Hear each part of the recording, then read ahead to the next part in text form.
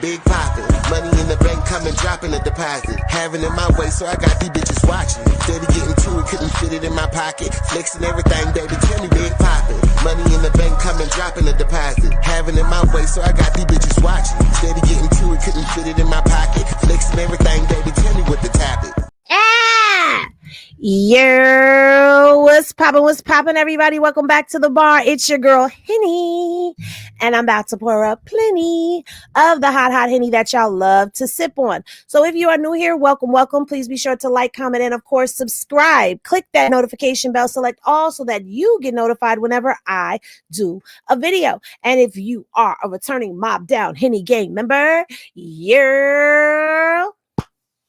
now let's get into this content.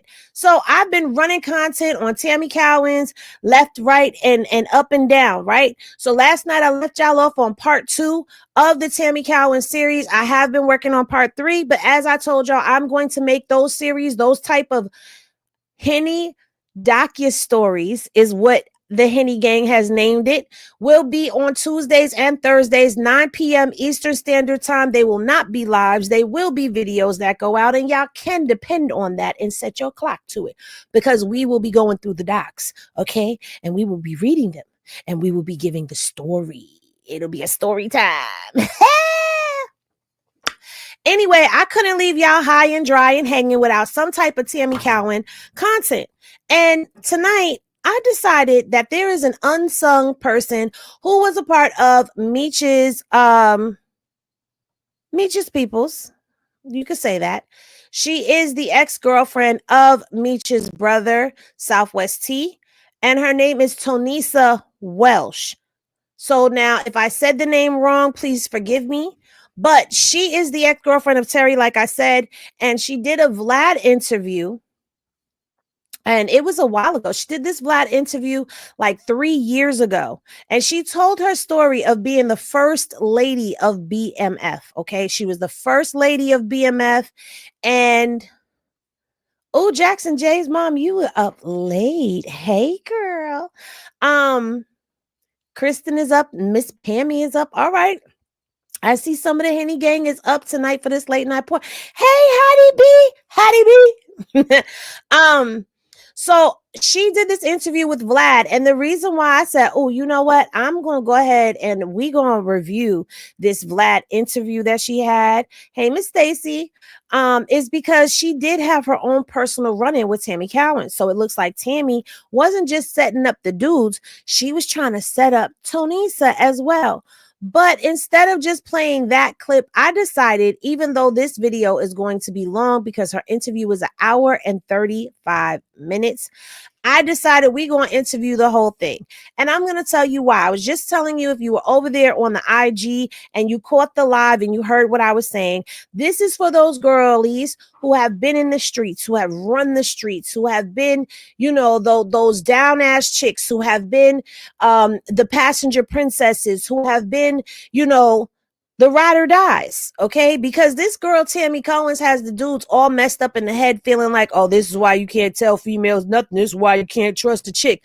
No, you need to pick your chicks correctly. And if you don't know what a passenger princess is, that is a female that rides in the passenger seat and looks pretty. But she also has to stash when they get pulled over. So if you've ever been a female that has had to wear a compression garment and get on that Greyhound, the Peter Pan, okay, and take a trip, who had to know when to get on the bus and at what point the dogs were getting on the bus so that you could ride in between those points. If you was ever that chick that had to boof it, and if you don't know what boofing means, then you wasn't one of them females. If you've ever had to boof something for your man, if you had to go get the strap, go get the stick for him, hold the stick, hide the stick, if you had to do any of those things, then my dear, Tonesa represents you. She represents the true classic hood chick, the true classic D girl. Okay, because it takes a lot to be a woman standing in a male dominant industry. And that's exactly what it is when you step into that arena of work. There's not a lot of ladies out there that are able to stand and step with the dudes. There's not a lot of ladies out there that can actually stand and hold their own 10 toes. There's a lot of females that don't know what 10 toes actually means to be for your man. And while I'm not glorifying the lifestyle, I did come from that lifestyle. So when you see females like this who are stepping up and speaking, you know, you have to salute that lady. That lady is no longer in the game. That lady has changed her life around. She is now a civilian, just like I'm a civilian. And many of y'all are civilians now too. So without further ado, let's go ahead and let's get into Tonesa's story. And yes, we will. Let me get my screen. I'm gonna put my screen over here for today, y'all. Or for this one. All right. I'm gonna put my screen over here. And then I'm gonna be looking at some of y'all comments as we watch on. Shout out to everybody who is pulling up to the bar. I really didn't expect too much of a big turnout tonight because it is late and people don't normally see Henny on this late, but we had to jump up on this late night tip since your girl had a little bit of insomnia. All right, so here is for having me. Absolutely. How are you? Absolutely. Well, you have a very incredible story, to say the least. But this is our first time talking, so I want to start in the very beginning. Okay. So you were born in Detroit. Yes. Born and raised on the west side of Detroit. The west side. Okay. And at the time, the west side was more kind of like middle class? Yes. I was born into a middle class family, lived with my 3 brothers, my mom, and my stepdad. Okay. And where was your real dad at the time? My real dad was on the east side. Oh, so he was around. Yeah, he was around. Yeah. Okay. Okay. Did you have a relationship with your real dad? Not until I knew my dad, but I didn't have a real relationship with him until I got a little older, until I got, I was an adult. And we bonded from there. Okay. So you're growing up in Detroit, and at the time, that's when the car companies were pretty much running the city. Both of my parents worked at the car company. I was raised with 3 brothers. My 2 oldest brothers worked there. I thought I was going to work there, but they're like, nah, you ain't working here. But that was just, the life that I was born in. Most of my family were working at the auto industry. Now, she brought up a very good point that I don't know if it goes over people's heads or not, because a lot of people want to say, oh, well, the upbringing and where these people come from. And they think that people who get caught up in this life all come from a life of living in the projects, plucking roaches out their cereal boxes or having rats crawling across. Like, they feel like you come from squalor, and that's not always the case. She came from a hardworking middle-class family that had generational employees in the auto industry. And Detroit, if you don't remember, Detroit used to be considered the Motor City. A lot of the cars came up out of Detroit. So, yeah. In the auto industry. Yeah. Mm-hmm. Okay. So you're growing up in this stable household. Everyone's working. Uh-oh, sorry, y'all. Everyone's got good, stable jobs. But then when you started to go out and see some of the more flashy parts of the city, that made you want it at a very, very early age, right? Right. Like 19. I went to a party on the east side, and that changed my whole life. Yeah, the east side. Okay, but at 19... I had to make sure it was the Motor City and not the Car City. That's usually all it takes. You know what I'm saying? That's usually all it takes, is that one instance that turns you on to the game. It's something about that life. Like, not everybody is built for that fast life. Again, I'm not glorifying it. I'm just giving you the facts. It's something about that lifestyle, the glitz, the glamour, the danger of it all, the sexiness of it all. Like, you got to think, she's talking about 1980, when it was brand spanking new, when they didn't really know what the hell to do about what was going on out in the streets. And you also got pregnant. I was pregnant, and I think my son was no more than about 6 months old. And I went to a party, like I said, downtown on the east side of Detroit. And just that whole experience turned my life around. It's like I went in one door and came out and was a different person. Yeah, just the Okay, whole that was, excitement, huh? and that was the Rooster Tail Club. That was the Rooster Tail, yes. And it was one of the hottest spots, you know, and at that time, especially for people on the east side. Now, you all know that wherever you live at, there was that one place that everybody went to, that it was just the place. Stacy says, I came from a deep criminal and drug dealer infested families of Philly, but we came from Coatesville, Pennsylvania, which is 35 miles from each other, and we are country and the city. I know that's right. Okay, so here you are, 19 years old, still a teenager. You have a child. Yes. You and the child's father ended up breaking up, right? Well, we stayed together for I'm sorry, you're right. My child's father, he was my high school sweetheart. Yeah, we broke up. Okay, so now you're on your own. So this is Tonesa Welch. She's the first lady of BMF. She is Southwest T's ex-girlfriend, and she has a story to tell. Plus, she had a run-in with Tammy Cowins. And I'm going to say this because there's been people that have been telling me that I am biased in the comment section, and I'm not being biased. I just know what I came from. I know that this is a poor representation of that. I know diabolical and nasty work when I see it. There's no getting around it or escaping that Tammy did some of the most horrendous, treacherous, scandalous-ish to the men that she was laying with, dealing with. And I don't put nothing past her. And if you're a woman, you know how vicious we can be. Your own single mom. You start to, party in Detroit, and then you meet this drug dealer named Harold. Yes.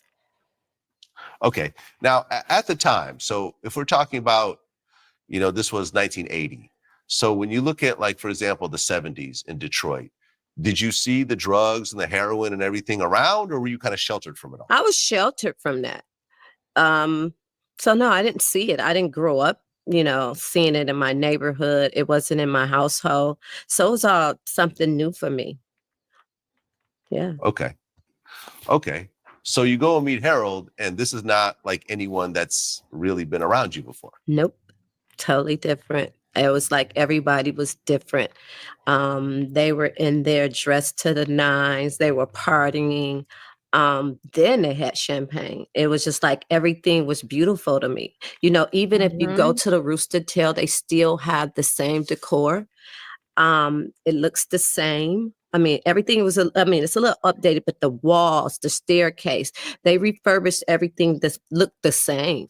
And so I went back there, I think, last year, and it just brought all back the memories of where I was standing, where I seen him at, the whole ballroom experience. It just brought, back all those memories. And that's why I'm actually playing this video, because I know that there are a lot of people who don't even know that Tonesa exists. Like, they know that there was a woman involved. Like, they might have watched the BMF series and all of that or whatever, but they don't really know her story. And so while we are busy out here focusing on the men and focusing on Tammy Cowins and how she gave it up, I wanted to play Tonesa and review it tonight with y'all and give her some shine in the spotlight and let her tell you, because there are still people out there who are saying, we don't know if Tammy's really CS1 and blah, blah, blah. Well, we are going to let Tonesa tell you how she knows that Tammy is CS1. And I have more for y'all coming in the series. Stay tuned. Tuesday, 9 p.m. Eastern Standard Time for Henny's docustories. Okay, so you meet Harold, and he was a drug dealer, but not like a major drug dealer. No, he wasn't a major at the time. Yeah. Okay, and at the time it was Harold, right? It was Harold, but he was hanging with higher level drug dealers. So he was just like, a little underlord. But he was, okay. And I mean, when you talk about heroin, that's really one of the most dangerous drugs out there. I mean, the junkies who need a fix Mm-hmm. will do anything. They'll kill anybody. They'll steal from anybody, their own parents, whatever, just to not get sick. That's not just heroin addicts. That's some crack addicts too. Addiction is a hell of a thing. One thing that I can say, being out there watching, I think out of all of the addicts that I saw, I think the heroin addicts were the worst ones.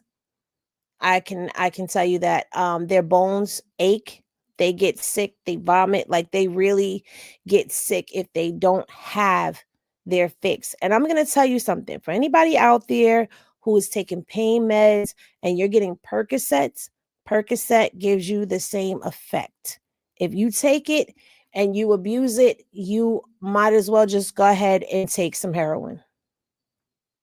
Okay. True story. When my back first went out, a doctor of mine prescribed me Percocet 4 times a day. Okay. I was naive to what they were. I'm not a pill popping kind of girl. I hate taking meds. I don't like it. And I was taking them because I thought my doctor was telling me, you know what I'm saying, something that was good for me. But when I ran out of the prescription and had to reschedule my appointment, I ran out of medicine. And I had this feeling like I was so sick. And it was my kid's father. He happened to call me the day that I wasn't feeling well. And he was like, "Were you taking those medicines?" I was like, "Yeah, I was taking those meds." He was like, "Don't take them." He was like, "Please, I'm begging you, don't take them." He was like, "Yo, that's one step away from heroin." So when he told me that, you ain't have to worry about me taking them pills no more, because I know firsthand what it does to people from seeing it. I just want y'all to know that, like, what's being said is not, it's one thing to hear people say it. It's another thing to actually experience it and see how desperate they are first thing in the morning, crack of dawn. I mean, I've just heard absolute horror stories when it comes to heroin.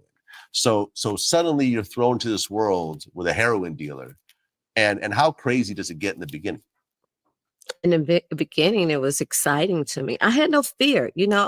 When I think back on those days, I think, like, what was I really thinking? Why didn't I have fear? I didn't grow up in that lifestyle, but just seeing it, I wanted to really just know about it. I wanted to, like, how do you do this and how much you make off this? And he was just showing me the ropes, and I just wanted to be involved. It didn't scare me. No fear at all. It's just like, and even now I think about it,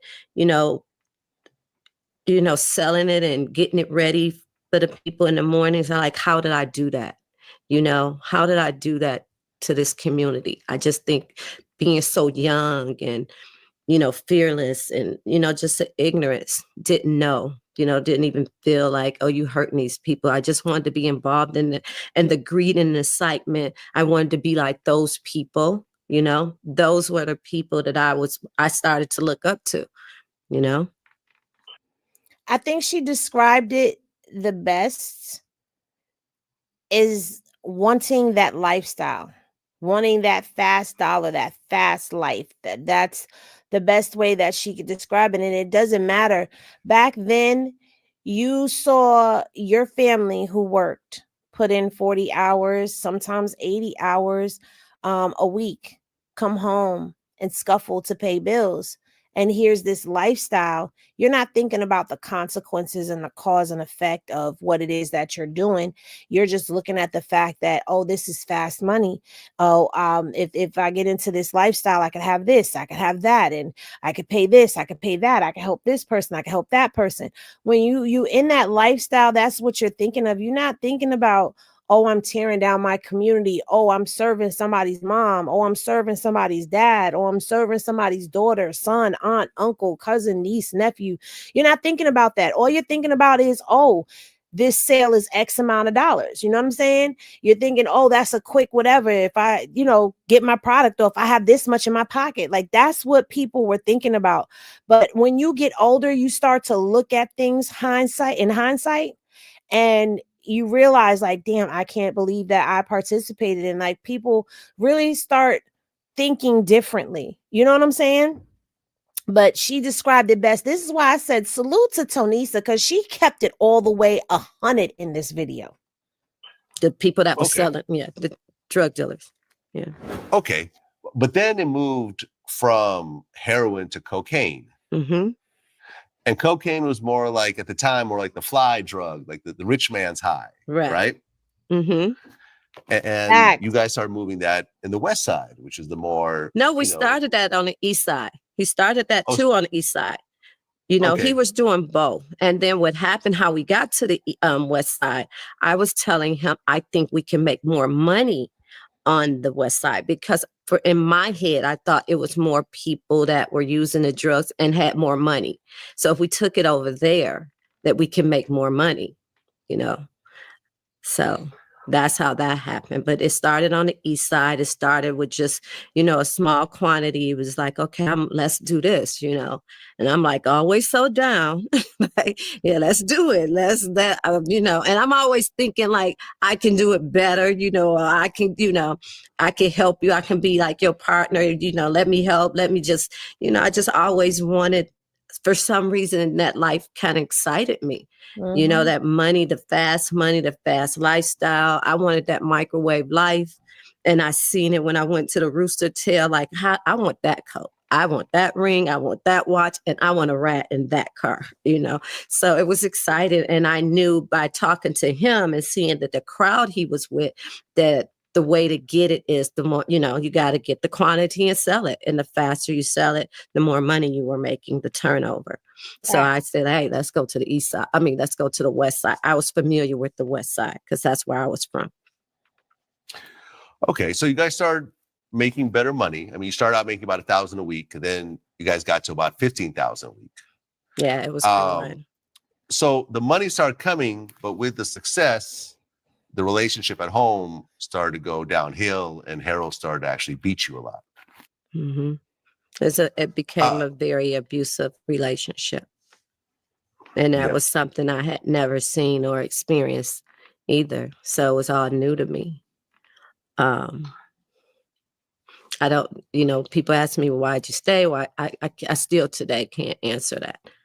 And even I ask other survivors, we all have the same story, like, thinking it'll change, thinking that you love this person, thinking you hate this, help this person, or you thinking it's your fault. There's so many things that I can think, but I just stayed, and I stayed in that life. Well, the beatings continued until at one point you actually kicked him out of the house. Mm-hmm. And you thought that was the end of it, but it wasn't. Yeah. So what happened next? I guess you're talking about the time that I said, okay, this is going to be my last ass whooping. I knew it. He would be gone for a couple of days, but then I said, when he come back, he's going to be, he's going to be angry, or something's going to be wrong. So I prepared myself. I said, okay, today it's not going to whoop on me. I'm going to kill him. I really felt like I'm going to kill him today. Let me just say this. If you've ever been in that situation, for a fact that that's time to go. And to anybody that's in that situation, let me take a minute. Anybody that's in that situation, when you get to that point where it's like, if he do this today, I'm willing to take the consequences. He's out of here. You're at that point. It's time for you to leave.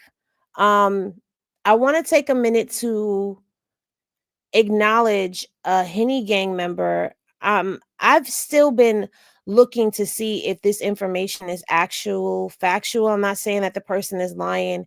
So don't misinterpret what I'm saying. I just want to know and understand what happened. We had a Henny gang member who was going through domestic violence We had a panel with the women up there, and we talked to her, and many of us donated to her to help her and her children to escape from her abusive kid's father, her husband. And she did get away, but somehow or another she ended up sending her kids back, and she went back.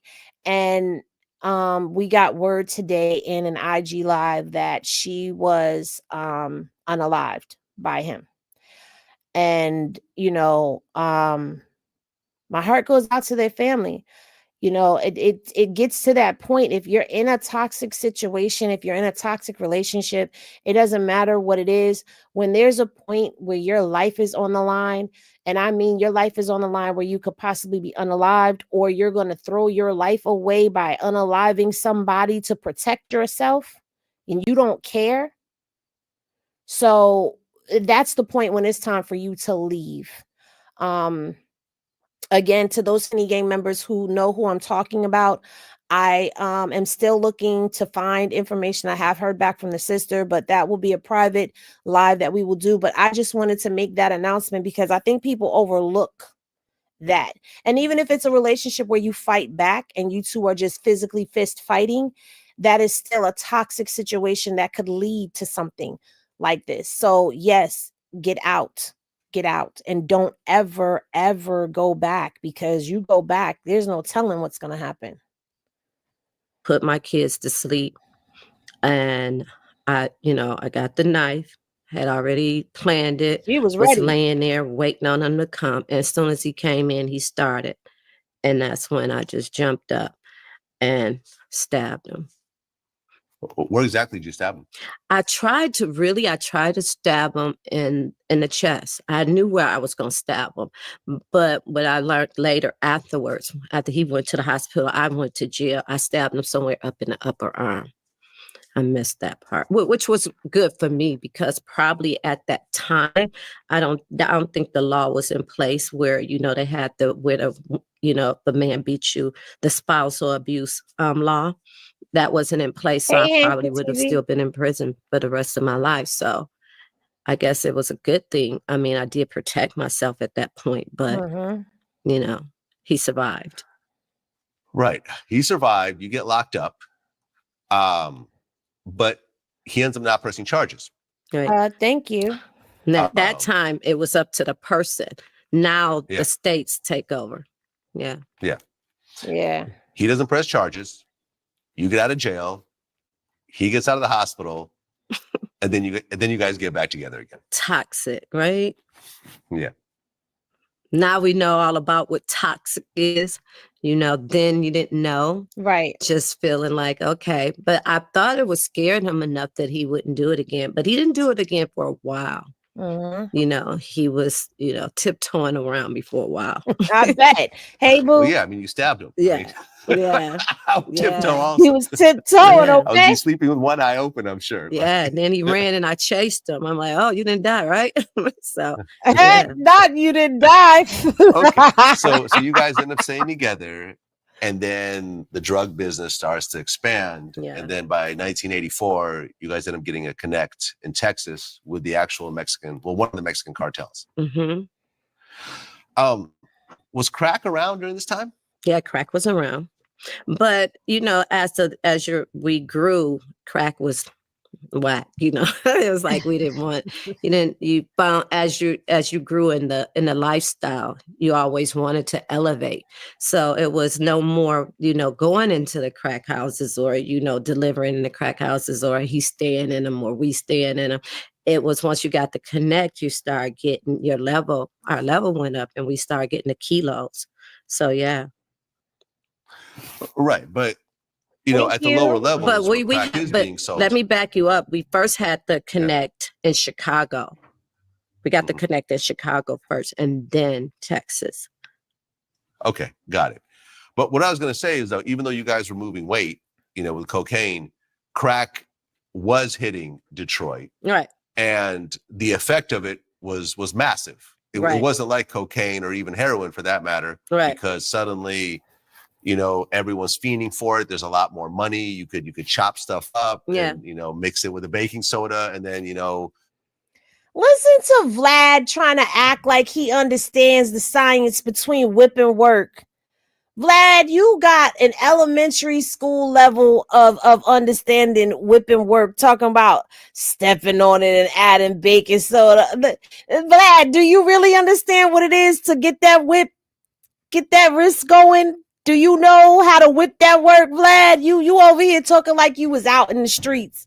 Knock it off. Knock it off. The violence, and the terror started to really increase. I mean, you were somewhat separated from it, but did you actually see all this happening?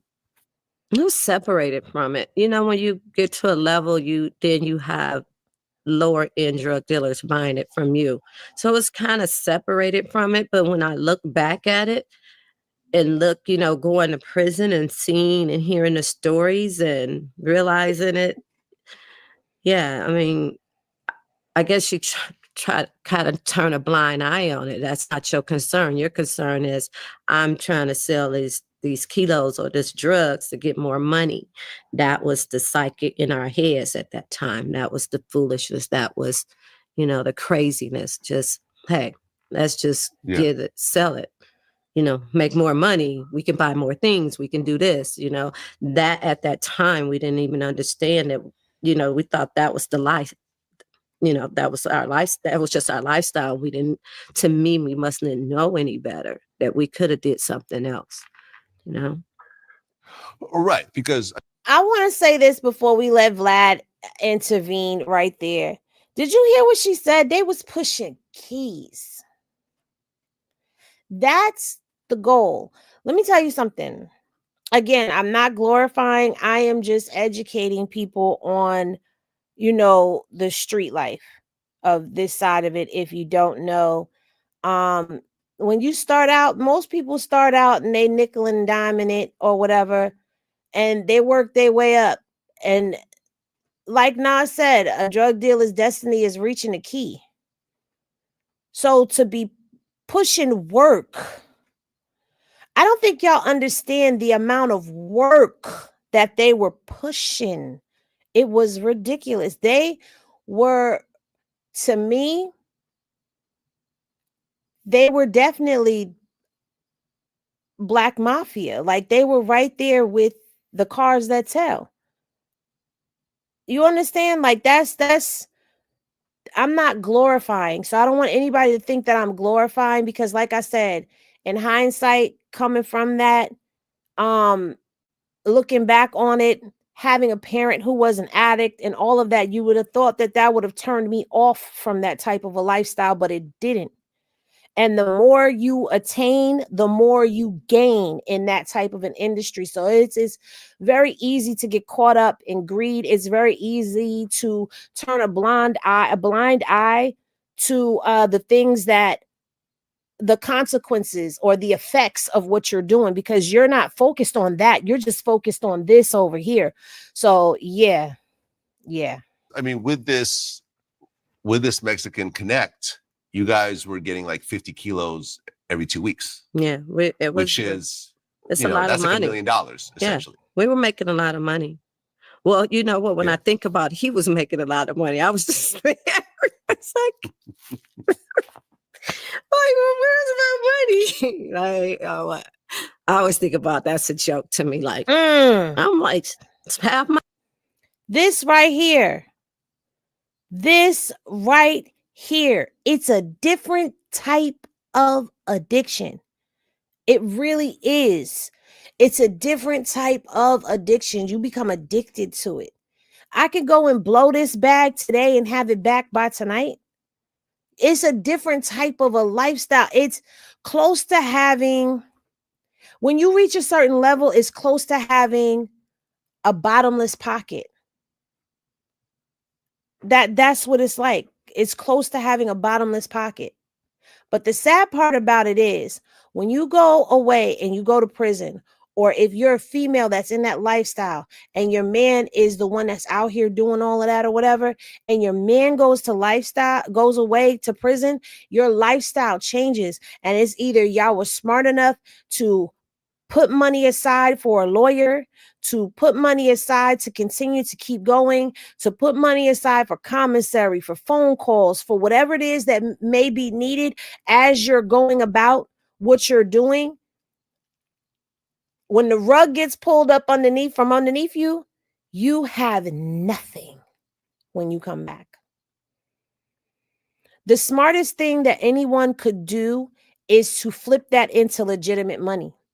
That's the smartest thing anyone could do. But at that time, like she was saying, a lot of people were young and weren't thinking the long game. So there's a lot of people who are hood legends who have nothing legit to show for all of that work they put in the streets. You have people that are retired hustlers, go-getters that have nothing to show for all the work. All they have is memories and stories to tell you about all the money they blew. They have nothing. You know what I'm saying? Same thing with the strippers. The strippers, you make all this money and you have nothing to show for it. That goes to speak on different levels of things, but I'm going to let Tonesa continue to tell her story. I'm not going to preach to y'all too much, but that was an excellent point that you brought up, that it is an addiction. That fast money is addicting almost as much as the product you're selling.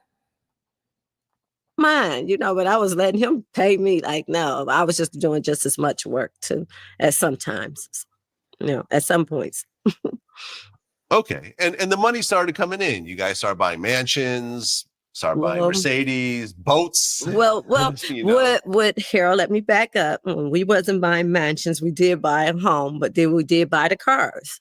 The typical, I don't like to say it, but just the typical crazy ignorant shit. Like, we gonna have this house, we gonna have these big ass cars in the driveway, like, it's just like, oh my God, what were you thinking? Yeah. But we did have the cars, we always had the updated cars, always had the updated furs, the jewelry, whatever was in style at that time. We were wearing at that time like $9,000 boots and, with $5,000 shoes and, getting our outfits and leather outfits made, custom made. Harold was a real nice dresser. So everything had to be, either custom or expensive. He had very expensive taste when it came to, how he dressed and what he did. Mm-hmm. Yeah. Mm-hmm. Okay. So you guys are building up this business. Mm-hmm. You and Harold have a baby. Yes. And the business is continuing to expand and so forth. And then I guess it was Harold's idea to bring in a couple guys to help out. And that was Big Meech and Southwest T. Okay. Did you know about these guys beforehand? No. He just had called me.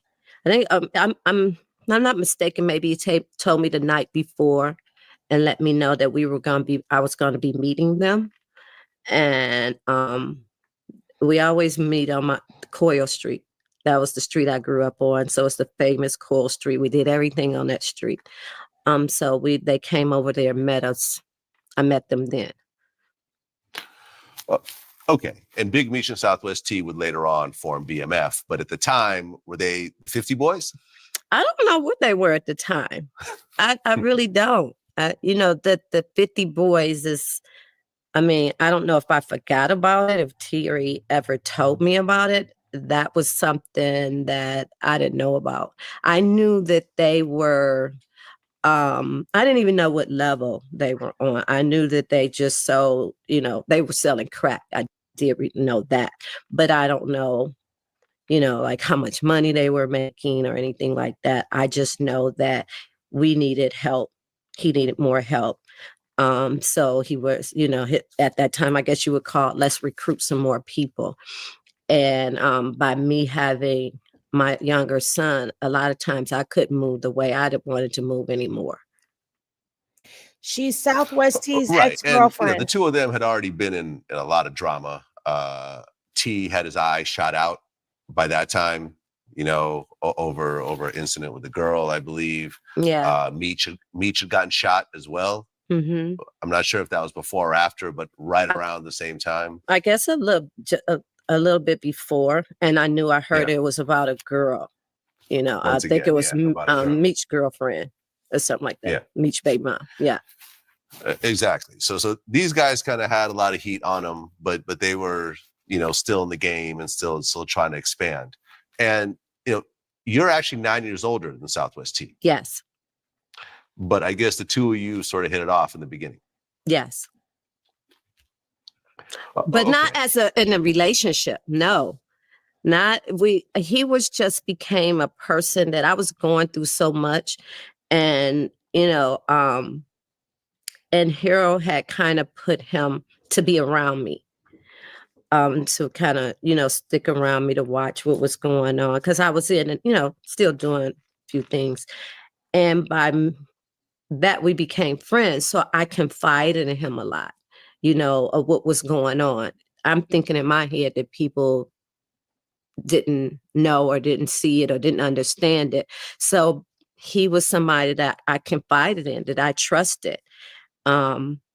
Yeah, and that's how that happened. But we didn't start a relationship until years later. Yeah. Now, she's gonna tell you, I believe she is the first baby mama, but let me tell you something. Men out there, that is the most dangerous thing that you could ever do, is put somebody on to protecting your woman. Because if you don't have a solid woman, if you're not a solid dude, if you have chaos going on, like they had chaos going on in their relationship, what's going to end up happening is exactly what happened. They're going to get close and it's not going to be intentional. But all of a sudden, things are going to grow. And before you know it, they're going to be entangled in something with one another. So, man, listen, I could tell y'all some stories, but we'd be here all night. Yeah. But I mean, he did say, you know, in the Trap Queens episode that it was love at first sight. Yeah, he told me like as soon as I jumped out the car, like whoop, whoop, whoop, jumped out, you know. And he seen me and he told me that later that it was love at first sight. He said that he was gonna get me. And I guess it was like, you know, like the prosecutor put it in when I was going to my trial. She was making it like the Scarface story. You remember how Esmeralda and then Scarface was looking at her and then it was the older boss. She looked at that story like that. And I guess I can kind of see the similarities. Yeah. Now, was Sosa around during this time at all or no? When I met Sosa, I think Sosa was like in college. You know, I don't think he had a car. I think he was living with his parents or his mother or something like that and his sister. I don't remember Sosa like that. I've come to find out later on, he was always, they would go up to college and hang out. He was just a college boy. And sometime later in the years, he became the driver, like in the really, 2000s. Tristan? But all through the 90s, I don't remember him at all. I don't remember him even being in a lifestyle. I don't remember him as being a player to even be at a level that I was at, you know. Yeah. Okay. So, you know, the BMF guys are now kind of rolling with you. Mm-hmm. And then, you know, but you guys have the connect. You guys have the plug with the cartel, but then your cartel plug gets knocked. Harold and the cartel gets knocked. Yeah. Harold and the cars then you guys themselves. go and meet up with the replacement for the guy that the cartel sent for you to now buy drugs from. And yeah, that's when I got knocked. Yeah, that's when Harold got knocked in. It's good. So 80, like in 90, and he went to prison. 90. And he went to prison in 91. Right. So I guess the new guy that the cartel sent for you guys to link up with was actually working with the feds at the time. Mm-hmm. Yes. And now, ain't that some ish? The dude that the cars that tell sent to come help them make their munions was part of the feds. You can't trust nobody, not even the plug. And he set up you guys to get busted. So then when Harold went and made the phone call to talk about the drug deal, next thing you know, Yeah. your house gets raided, the stash houses get raided, and it all goes to hell. Yeah. And I was telling them, like, don't fuck them. Don't do it. Don't do it. Because I felt it, even like when we had met them in Texas and I told them, what I felt, even leaving Texas, we didn't leave together. We left out he drove to, I think we were in Dallas or something like that. We drove to different airports. Let me tell you something, fellas. When a female tells you she got a bad feeling, you better take heed to what she's saying. Thank you, Joseph Humphrey. You better take heed to what she's saying to you. Thank you, Nisa. Yeah, Nisa. Thank you, Nisa, for the super sticker. You better take heed to what she's telling you, because 9 times out of 10, when we get that female intuition, that's a word from the universe straight to our uterus, giving us a bad feeling. That's why our stomachs, you feel it in your gut. You be like, something ain't right. If your lady tells you something ain't right, skedaddle. That's the warning. Okay, there's always a knock before something comes in. I got stopped in the airport. So I knew it was going down. And about time we got home, he made it home. He thought we made it home, but I still felt it. Like, that was something wasn't right. If you get that shipment, we're gonna be fucked up. And I'm sorry if I he didn't listen. Oh, we're gonna be fucked. And I'm sitting there telling him, like, don't call. And he was like, but they keep calling. I'm like, don't call them. I'm telling you, don't call back. And I guess that was the call to make sure, because at some point we must have lost him. And when he got home, he was still running around. The call to make sure where he was at. So when he called, like that morning, it all went down. And I was like, told you don't call. Okay. See? He was arrested and charged. Mm-hmm. You were not arrested. No. And he ends up getting 7 years in prison. Right. In the process of him starting his sentence, I guess your lawyer said that you guys should get married. Yeah. I guess in terms of like legally and so forth, it made more sense at the time. So I guess, was that to prevent you from taking the stand against him and stuff like that, or? Well, he wasn't going to take it to trial. He was going to do a plea. But what it made him look more stable, that he was this family man. He had this wife and he had his kids.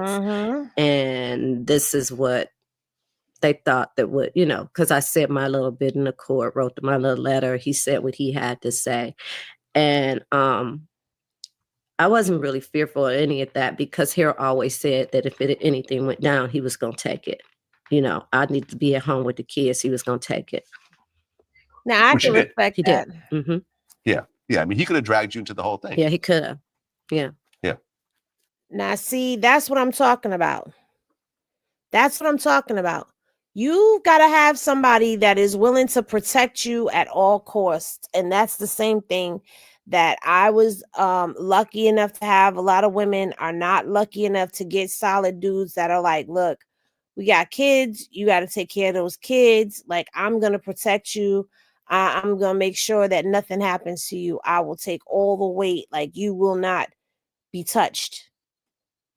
You got to be willing to have somebody like that in your life, but you also got to be cautious and smart yourself.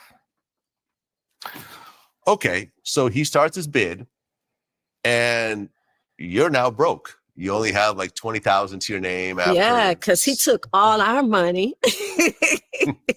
that they didn't get and put it up for himself. And that's what I be thinking, like, why I only had $20,000? I was out there working my ass off too.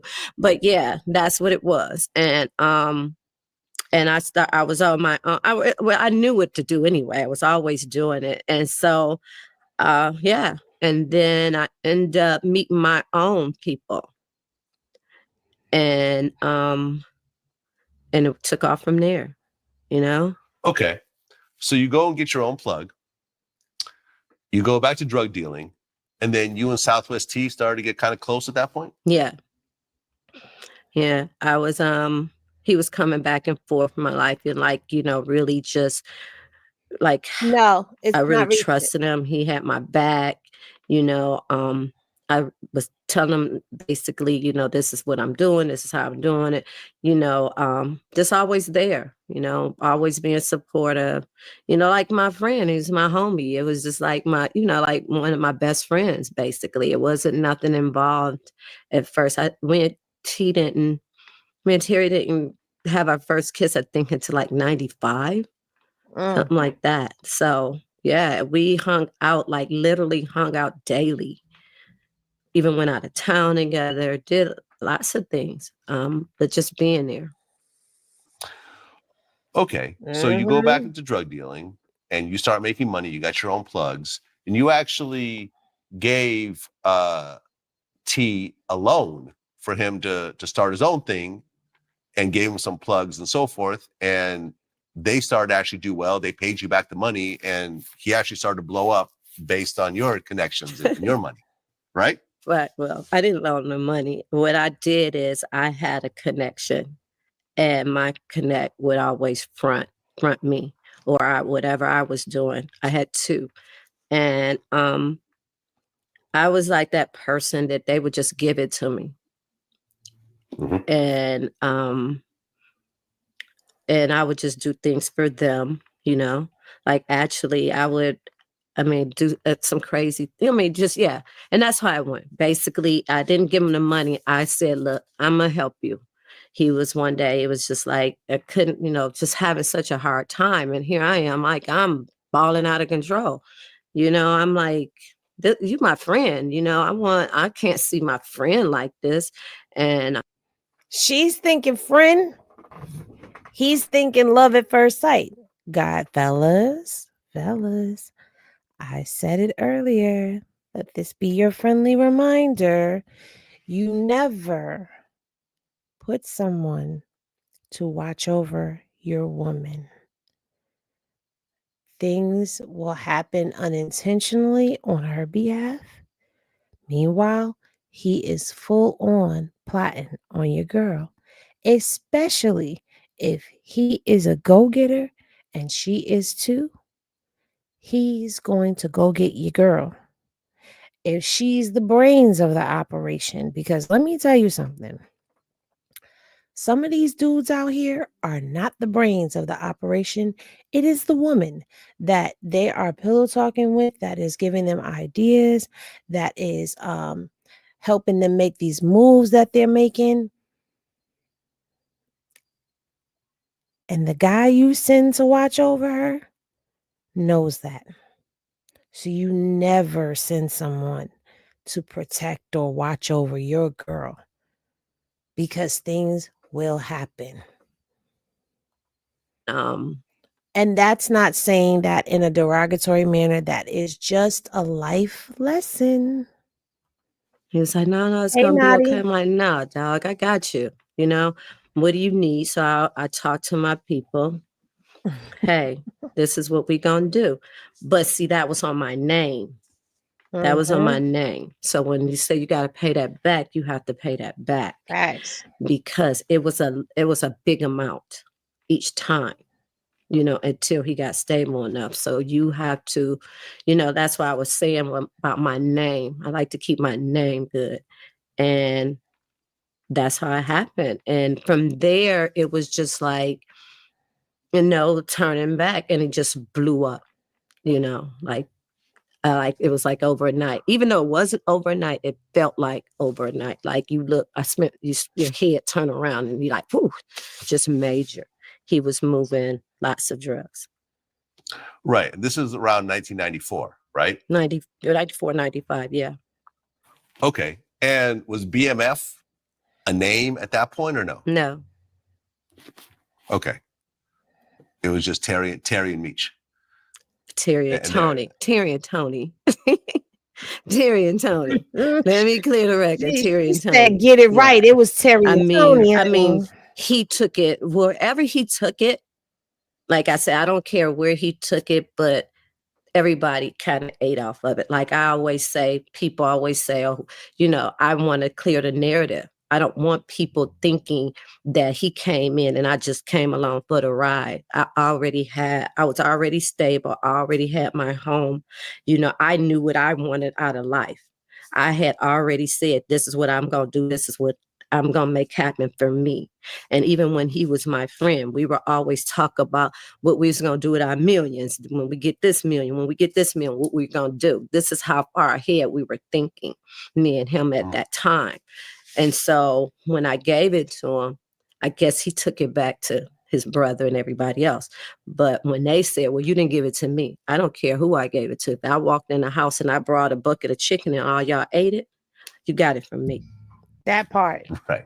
That damn part. Okay. Good night, Uniquely. Was that around the time they got the El Chapo Connect? Did they got it? Yeah. No, I think that came later on. That came later on. Okay, got it. All right. I'm just trying to. Did you hear what he said? Is that around the time that y'all got the El Chapo Connect? Baby. Set up the timeline. I get okay. Okay. So then by 98, you and Southwest T are now a couple. You guys are romantic and so forth. You ended up divorcing Harold while he was still in prison, right? Well, I was trying to divorce him while he was still in prison. I was trying to divorce him. Okay. Yeah. And Southwest T ended up moving to LA. Harold gets out of prison. And then that's when the craziness happened. Right. Describe the whole car situation. I had flew back to Detroit. I was going back and forth to LA. I flew back to Detroit and a friend asked me to go out. I only told a couple of people that, when I came back and forth, I felt it. I was like trying to avoid him. I still had the kid by him. And she asked me to go out with her. And I said, okay, I'll go out, but don't tell nobody I'm here. Don't tell nobody I'm in Detroit. But to find out that was all a setup. He had got romantically involved with her. She was telling him everything that I was doing because I was confiding in her. And she knew. So when she asked me to go out with her, I decided, okay, I'm gonna come back to Detroit. I'm gonna hang out with you. I got in front of the bar. I've never seen you here. I don't know if you're a new subscriber, but welcome. I'm not sure how to take what you just said. Is that complimentary? Is that insulting? Because I don't. Henny pours it up at gmail.com. And something told me, don't go in. My spirit, I don't know what it was, God, definitely God, don't go in. So I didn't go in. I turned around and I started heading home. Evidently, he was behind me or he knew that I wasn't coming in. I guess she told me, oh, she's not coming. Yeah, I called her, I'm not coming in. She might have called him, said she's not coming in. And he beat me back to my house. I was heading back to my house. So as I was turning on my street, I guess he knew my car. Well, he knew my car. He knew the headlights. And all I remember was something coming. It was no way to even, I guess I went shocked to see this truck plowing dead into me. And what I remember next is him being in the car. I couldn't even remember, like, well, how did he, later on when you think about, well, how did he get in the car? Because the door should have been locked. I don't know if it hit so hard, the door janked up. I'm not for sure. But I remember him hit me and then I was out. Afterwards, end up in the hospital, banged up really bad, like really bad. At that time, he He said that he was going to take my life, but something told him not to do it. God again. Right, because he had a gun, right? This is years later. Do you see how this is years later? Years later. And this man was still trying to take her out.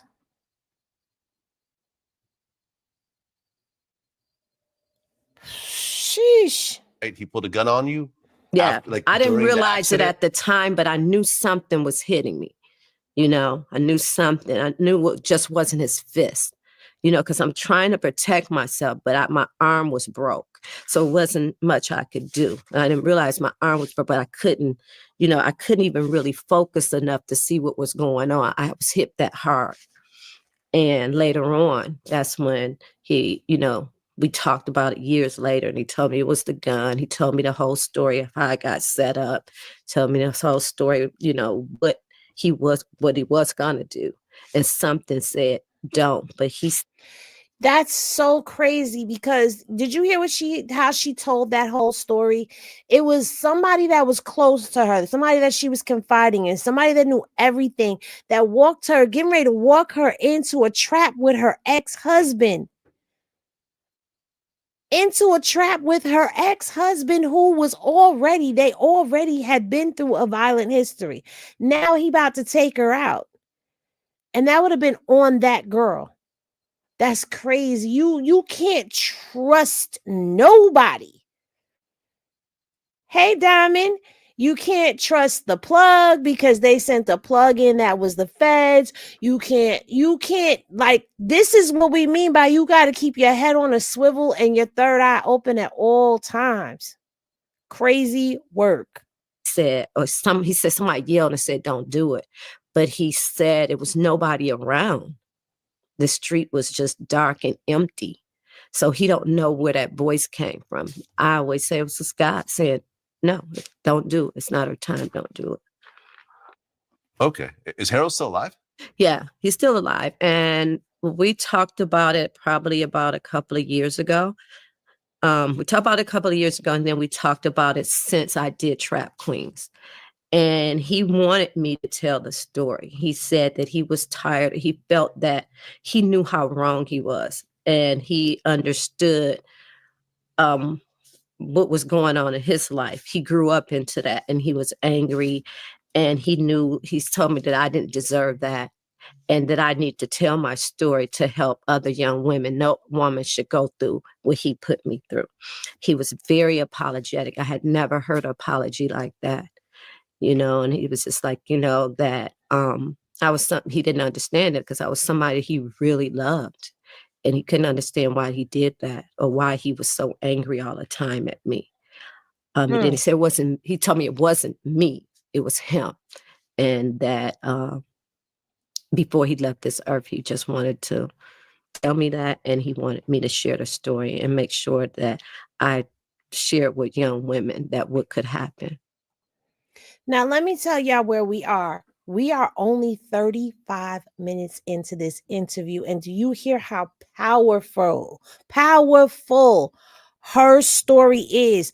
We've gotten 35 minutes of her life, and we have gotten so many gems out of this, so many life lessons out of this, so many relatable moments out of this. Do you see why I didn't want to just cheat her interview and just play the part about Tammy Cowins? She's beautiful, she's smart, she's got a story to tell. Okay, so you end up surviving that. By 2000, you end up divorcing Harold finally. Yes, and then indeed. you left Detroit and you moved to LA, where Southwest T was already set up.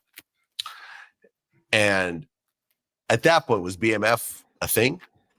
I think BMF came a thing probably like 2001 or 2. That was 2000. So close to that time. Yeah, it was in that pocket of area. Yeah. Okay. And you became sort of entrenched into the whole BMF thing, since you and Terry were extremely close. So at one point, right around 2001, it seemed like Southwest T and Big Meech had a falling out. They didn't have that. I don't know why that timetable was like that. They didn't fall out until probably 2000. Well, we got indicted in 3 and 5 to about 2003. That's a Everything was, fact. I mean, they were, you know, they still were, Meech was in Atlanta, T was in LA, but everything was, you know, they were still connected, you know, and I know. Thank you for the super sticker. I appreciate it. Yes, indeed. This is definitely Black Street history. This is a solid chick right here. Like, I tip my hat and salute her. I respect this woman so much, and I don't even know her.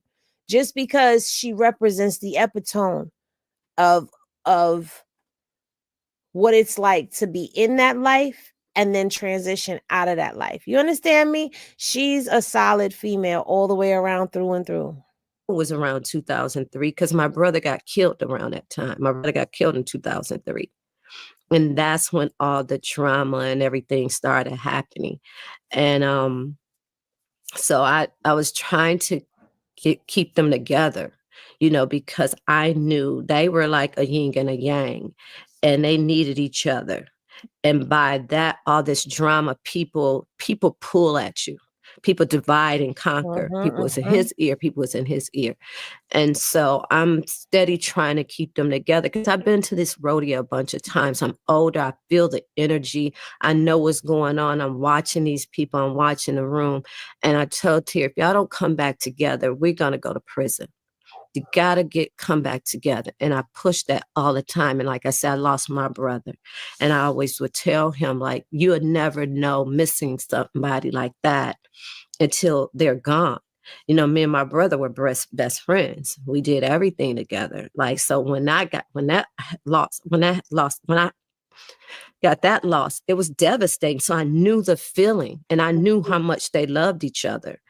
So Thank I you was for the always cash app. trying to pull them back together, but it's always people, you know, people pulling them apart because people, they felt like if they kept them apart, they could get more. They could, you know, stand closer and become, you know, like maybe the next in line. And it was just, and by them not being apart, you can't really see what's going on no more. It was too many people involved and too many people in their ears. Yeah. Well, I mean, from what I understand from, you know, things I read and people I talked to, there was somewhat of a competition between the two of them. And they would get into these big arguments, and the arguments would But you know, that's escalate sibling rivalry, though. Who don't do that? And my boys do it. I mean, it was a crazier because it was so much money involved and so much, and you know, the power. Once you start growing and you get more powerful, yeah, you butt more. You know, your head's butt more. But that was all the time, and it's something I was used to. But at that time, now, look, we're too big for this right now. So it made me more nervous than anybody else because I know the loss was we were going to feel that loss more than anybody else, you know? Right. Well, from what I understand, also, T had a problem with how flashy Meech was. You know, T was more low key. Meech was the billboards, the world is BMF, the cover of the magazines, the videos, you know, the massive parties with pictures and photos and everything else like that, the starting of the rap label. And T always felt like this is going to end up getting us busted. And there was like a friction between the two of them, between the way they operate. Is that accurate? Yeah, because, you know, when I met T was very quiet, very introverted. He didn't drink, he didn't smoke, he didn't do any of that, you know? And so he didn't like all that flashy stuff, not just because of that. Even when I met him, he didn't like all that flashy stuff. Now, let's clarify something because Vlad clearly doesn't do his homework or listen to what anybody tells him, because many people have the misconception that Meech and them were just so bold and so brazen that they put a BMF billboard. Two of them, actually. They had two of them up that I know of. I don't know. I heard someone tell me that there was 3 once, but I only know that you could verify that there were 2 in Atlanta or in Georgia that they had up in Atlanta. And it was not advertising them as dealers. It was advertising BMF as a record label and entertainment, company, because Meech was trying to go legit with the music stuff. So that's what the billboard was for. All of those parties that were being thrown and all of that, a lot of them were promotional parties. The videos that they were doing, the Smack DVDs and all of that stuff, it was promoting the music. So it wasn't like they were out here advertising like, we got the keys. Like,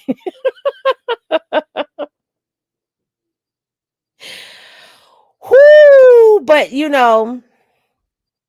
that's how Vlad was around. So it's like, Vlad, for you to even be sitting up here still trying to push that narrative, and you were around them, and that a lot of that stuff was to promote the record company.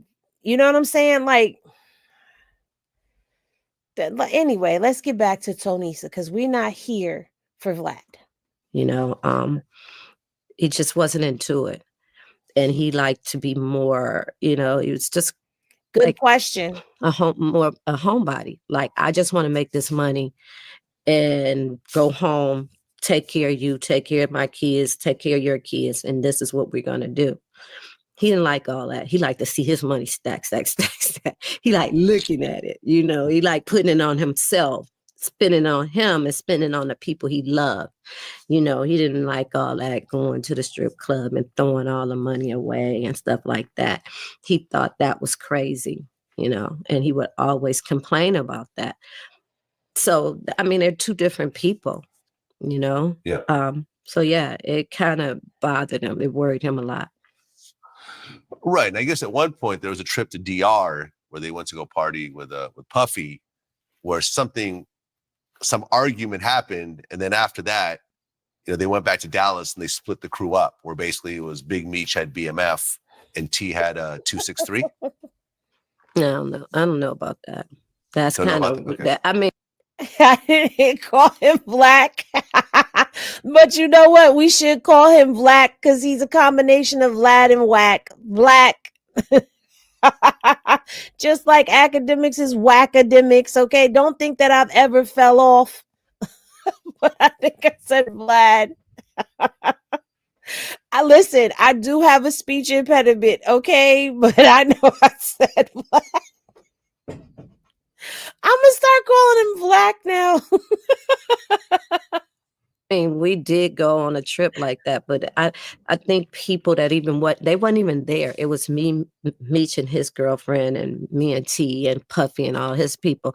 So people, they tell these stories that they assume will happen, but that didn't happen there. We had that trip was a good trip, nice trip. We had fun. Everybody came home. They went their separate ways. It didn't happen there.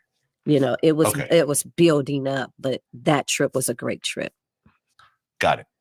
Okay. So by 2002, BMF became one of the biggest sellers of cocaine in America, essentially. They were like the Costco of drug distribution, essentially. I was like, whew.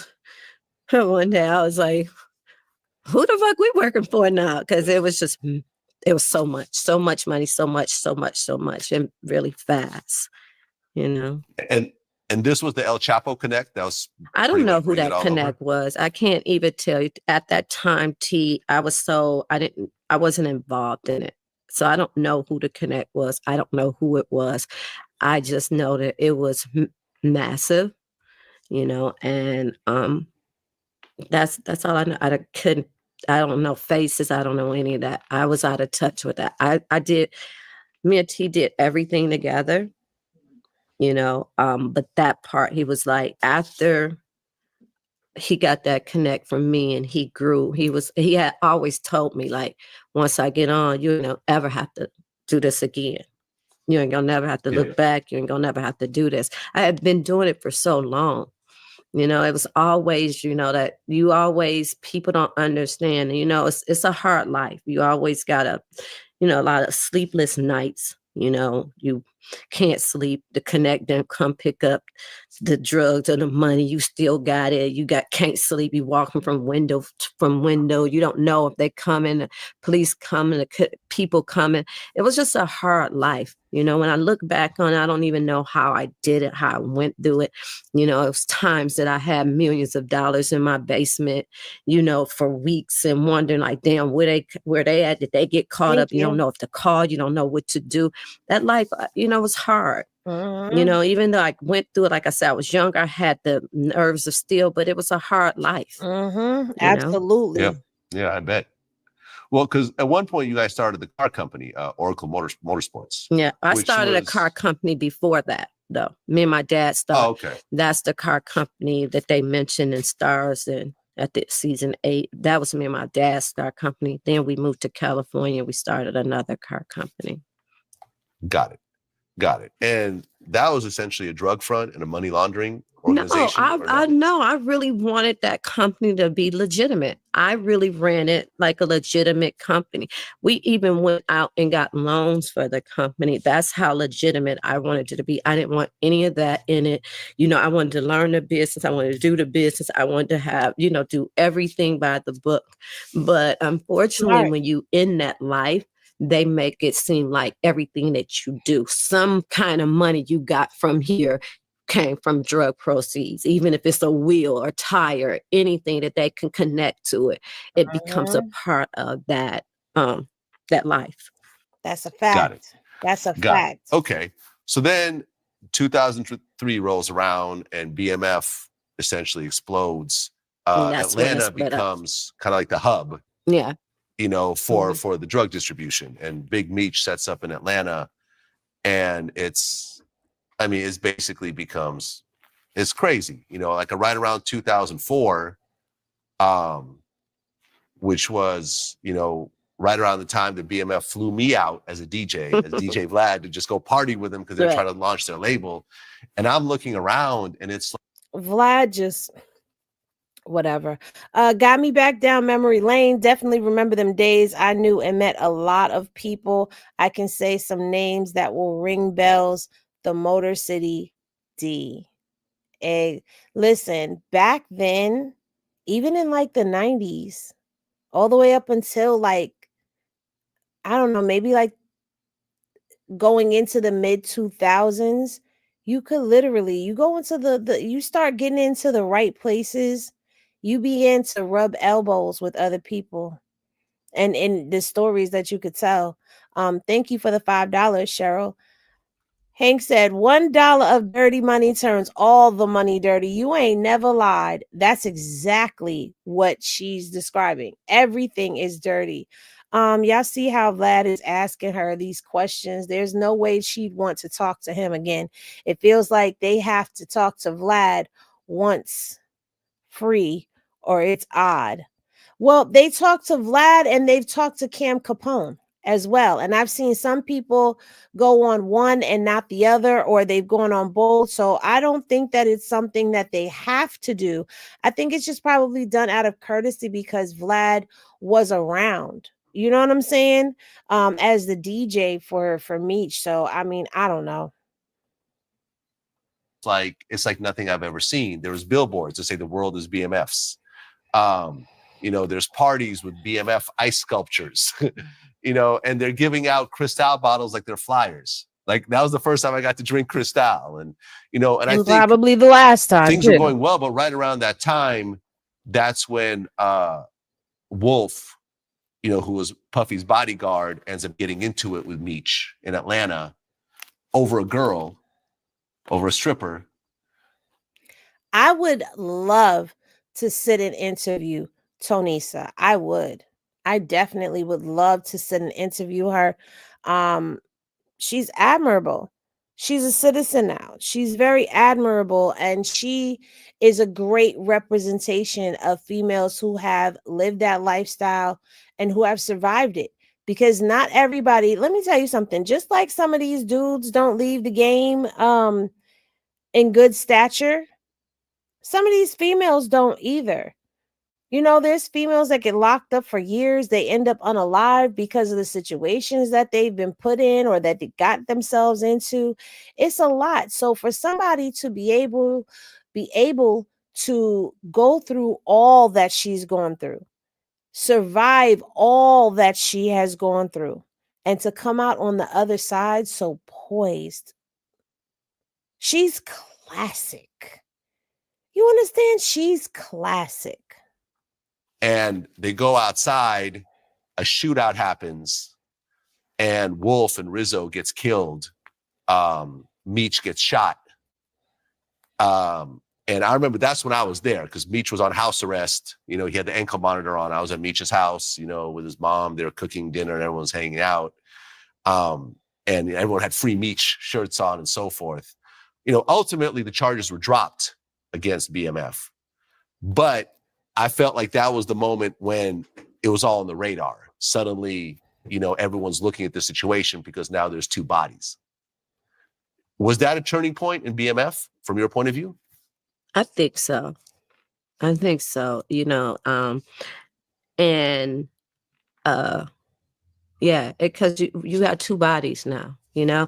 And I think when you think of mafias, you think of, I was just watching Goodfellas and all them the other day, and you see all the killings and everything that's going on in it. And me and T always said that as long as, you know, we don't start killing people and doing all that, we probably get a long way. But when you start bringing all the killings in, and that's when the radar, I mean, what are you going to do? It does and you have these two high profile people that got killed that day, which was very unfortunate. I knew the young lady who they got into it with, and I wouldn't say she was a stripper. And I think Wolf was really in love with her. We all just had a trip together overseas. We were all American-ish. And so, he was in his feelings about that. It was his girl. And that's why I think men should speak up and say, when that's your girl, say that's your girl, so other people know that's off limits. And whatever it is, I think that they should have knew that was off limits. And you got a lot of emotions in it. You got drugs in it. You got alcohol. And it just, unfortunately that happened. And at the end of the day, I thought we all were friends, It was a sad situation. Very sad. Oh, yeah, no, I had heard from people that were there that they were begging Wolf, like, to just chill out. It's not a big deal. Like, this is, just come in, have a drink. It's not worth escalating. Like, they didn't want to get into it with him like that. But then I think, like, when they went outside, he was, like, sitting on one of their cars, and he pulled out on them and started shooting at them first, and they returned fire. And then, very emotional. You end up with two people dead. Two people dead, yeah.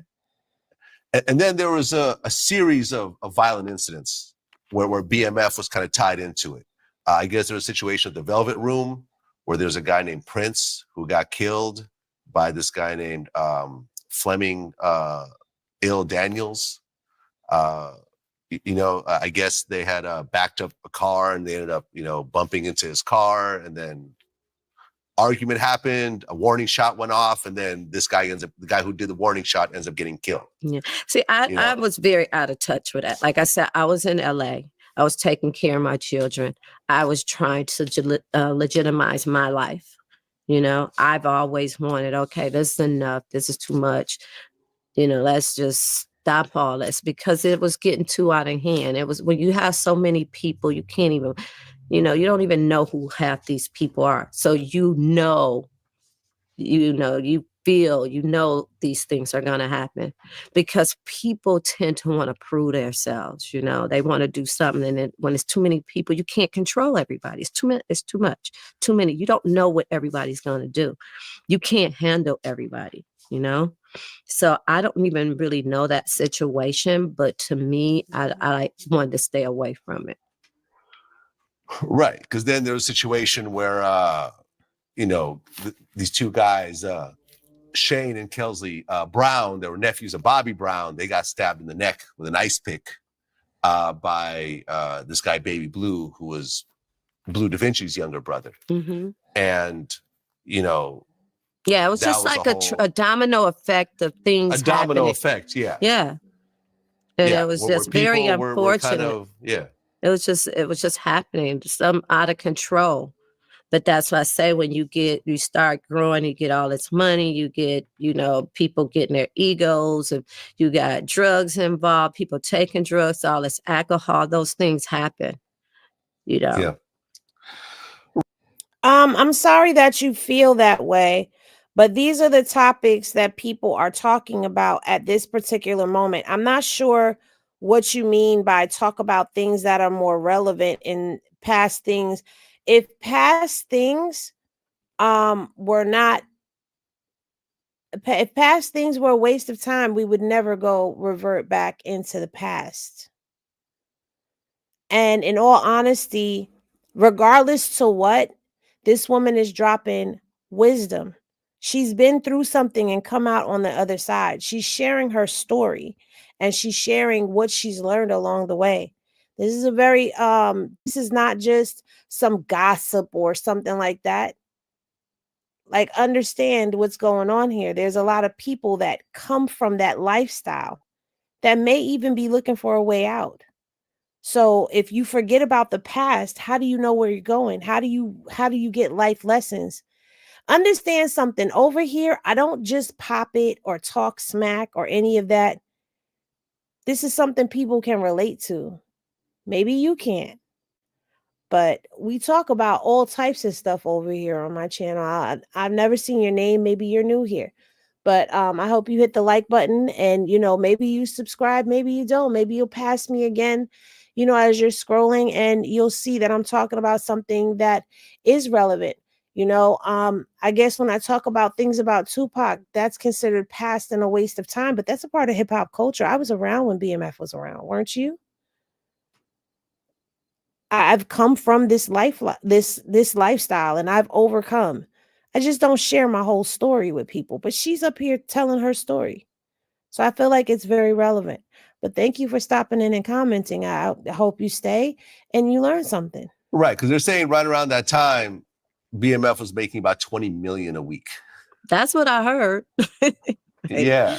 That's what I heard. I mean, I believe it. Based on what I saw, yeah. I mean, it wasn't anything like like you look back, it's not to glamorize it, but pretty much did what we wanted to do. It was, you could do what you wanted to do. If you wanted to jump on a jet, go to the store, buy what you wanted to buy. And, so that took a lot of money.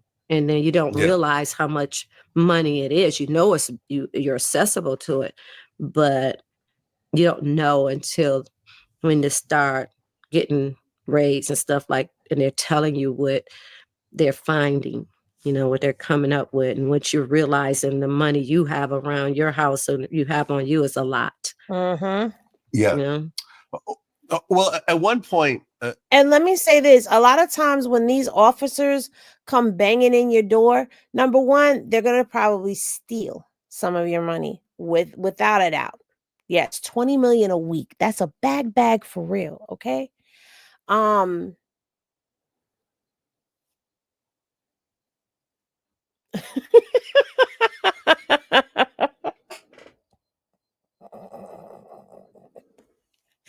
Mo, why did you take it there? Why did you take it there? But no, a lot of times they'll steal some of the money. Some of them will tear up your stuff. Hey, Wonder Woman. They'll tear up some of your stuff out of jealousy. You know what I'm saying? Like, you got to think, these police out here, they see you out here making all this bread, you getting all this munyon, and they're not. You know what I'm saying? So yeah, sometimes these police hold grudges. Jacob the jeweler got dragged into this whole situation sure as did. well. I guess Southwest T had bought a bunch of jewelry from Jacob. And then and I remember I read the book about this, and you can kind of correct me if I'm wrong, but I guess he was driving someplace. He got pulled over. They confiscated all this jewelry, hundreds of thousands of dollars. And instead of saying, okay, we'll just take this loss, Jacob tried to get the jewelry back. And when they looked into the jewelry, because I guess you have to, when you spend a certain amount of money, it has to be registered with the government, right? Right. And I guess Jacob wasn't registering these jewelry sales. He was just doing it somewhat under the table. So in the process of trying to get this jewelry back from the feds, now they start investigating Jacob, and now he's dragged into the whole conspiracy. Yeah. I don't know why, and this is not the first time that I've heard this. People like to come over here and tell me, oh, you should be using your platform for this, or you should be using your platform for topics like that. And it's like, bro, this is my channel. Like, if you want something covered, you have the option and the free will to start your own channel and talk about the things that you want to talk about. I'm going to talk about the things that I feel are relevant. When I decide to talk about Donald Trump, I'll talk about Donald Trump. When I decide that I want to talk about something else, I talk about important topics. You must have missed when I've talked about domestic violence in great detail and have had panels. And I've invited men to come up, because at the end of the day, it's not just women that go through this. Men go through that too. So I'm going to post what I want to post on my channel. If you like it, stay. If you don't, then come back, and maybe there'll be something that you like on, or, you don't have to watch. I'm not going to please all the people all the time, but what I'm always going to do is be true to my content. Why do I remember Jacob the jeweler, Henny? What did we cover on him? Jacob the jeweler was mentioned in Diddy's case. Remember, one of the girls that's suing Diddy said that Diddy gave her basically to Jacob the jeweler. And Jacob the jeweler is in the BMF case as well, because they're talking about it right now. Yeah. I think he was dragged into it. I don't think Jacob was, aware of what. So, I mean, people hear about it, but just like a lot of people, they thinking like, you doing this music, you're doing this, you're promoting. I'll say here, it's very unfortunate to what happened to him. He was kind of dragged into it also. I don't know if he was paying his taxes. I don't know if he wasn't. I just know he got indicted later on in indictment, and he ended up doing some time. Right, because I guess it was $4 million with the jewelry that got confiscated. $4 million. Terry's very high end. He was like, that's what I said, when he bought things for himself or people he loved, or myself or me, it was really top, whatever it is. I don't want to see a spot in a diamond. What is that? VVS, clear, everything, 101 watches. He was a collector of all those things. And so it was so when they took his jewelry, it was, probably the number you're saying is probably correct. I can believe that. Right, because I guess Terry tried to say that the jewelry belonged to Damon Thomas, who I guess was Kim Kardashian's husband at the time. Damon Thomas went along with it and said, yes, that's my jewelry. Yes. Which got him tied into the whole BMF thing. Yes. And then he turned around. Actually, he turned Terry on to Jacob. So they were all going back that way. He turned around and started telling on Terry. So I got the grand jury papers and all that. He's the indictment. I got all his testimonies. He turned around and told on Jacob and told on Terry. Let me say this. Sosa, listen, that dude right there, he got up here and he said some things that were not 100% accurate. And while everybody is calling out the inaccuracies that everyone else has spoken on, no one is speaking on the inaccuracy of Sosa when Sosa spoke. And I'm not sticking up and defending. I'm just speaking the facts and the truth. Okay? The facts and the truth of the matter are Sosa put a snitch allegation out there that wasn't even true. But that's neither here nor there. That's not what tonight is about. So I'm not going to get into it. But I mean, somebody like him, I've watched people get hurt. watched someone an innocent person get hurt having a snitch jacket put on them, and come to find out it wasn't even true. And I mean, I've literally watched that. And I've never seen anyone get stomped out the way that person was stomped out, and unrecognizable and just bad.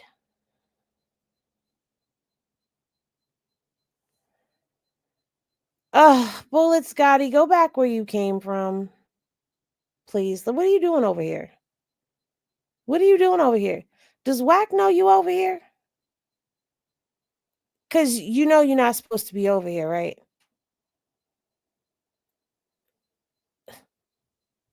If you got paperwork, put the paperwork out. What you over here for? Free advertisement? There, you got it. Now skedaddle. Go back to the 100 side where you belong. Bye. The Kim Kardashian connection to BMF. Yeah. Well, a lot Poor of people Damon. don't know, like when me and Damon were friends before all of this. And I was telling Damon, Damon used to come by the house and we used to hang out. Like, Damon, this is not the life for you. Don't do it. Cause like you say, it's just like you talk to people, you get a feel for people. Hey, matter of fact, this is not your lifestyle. Hold on. Bullets. Since you want to creep up in my comment section, go tell Whack to talk about those cases he got. Yeah. Why you want to talk about Cuffy? Why don't you go over there and tell Whack to talk about those federal cases he got on him? That Jared Milgram case, and his name is on the paperwork. Why don't you go back over to the 100 side, Bullets, Gotti, and go ask him to talk about the Jared Milgram and the Jaron Harrison case, the federal hacking case that he and Ray J got.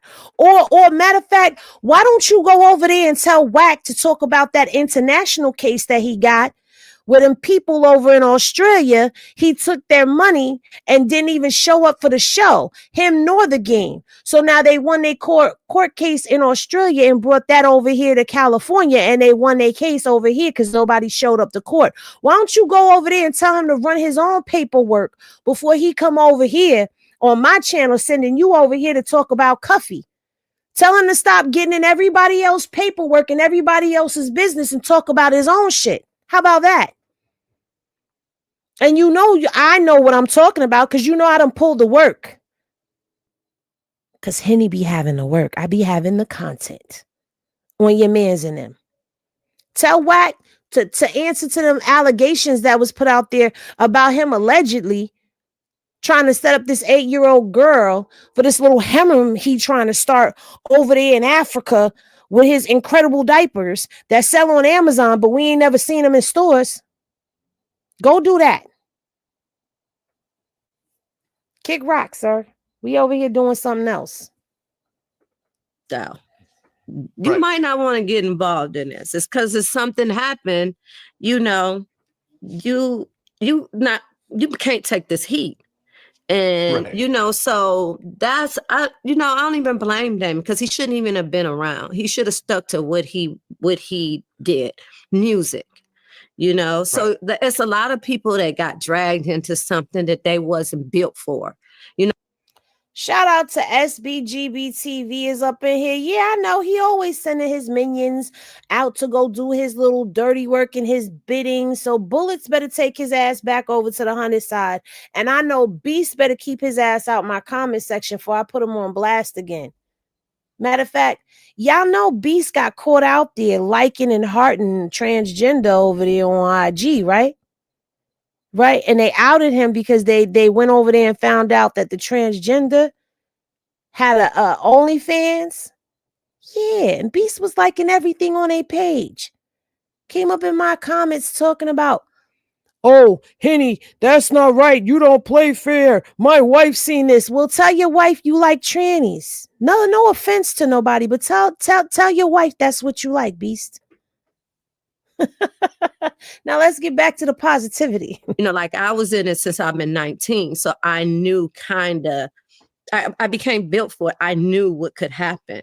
I seen things. I seen a lot of things, But you had these people who just had this greed and want to be a part of this life and want to jump in it. And they don't even know what this takes. And when the heat comes, you can't stand the heat. Mm-hmm. Yeah. No, I mean, that's exactly how I felt when I partied with BMF. Yeah. It was like, I'm looking around going like, okay, it's obvious what's happening. Like from my point of view, white kid from the suburbs, it's totally obvious that this is not music money. Right. You know what I mean? Like no records are being sold. There's no hit singles. Like, no. Clearly this is all drug money.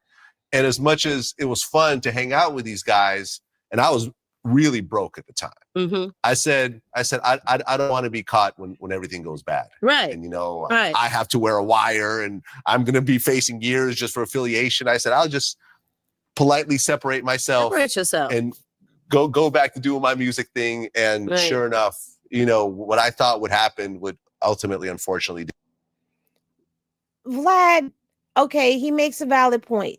They didn't have a single out. They didn't have anything that could show for BMF Entertainment. The only thing that they had was the drug money. So he's making a good observation, and I can't even say nothing against the conversation that's being had right now, because there's a lot of people that jump off the porch and jump off the sidewalk and they decide they want to jump into the game head first, but they're not built for this life. They're not built for that life. They don't know the first thing about being solid. They fold at the first sign of pressure. They don't know how to keep their mouth shut when it's time to keep their mouth shut.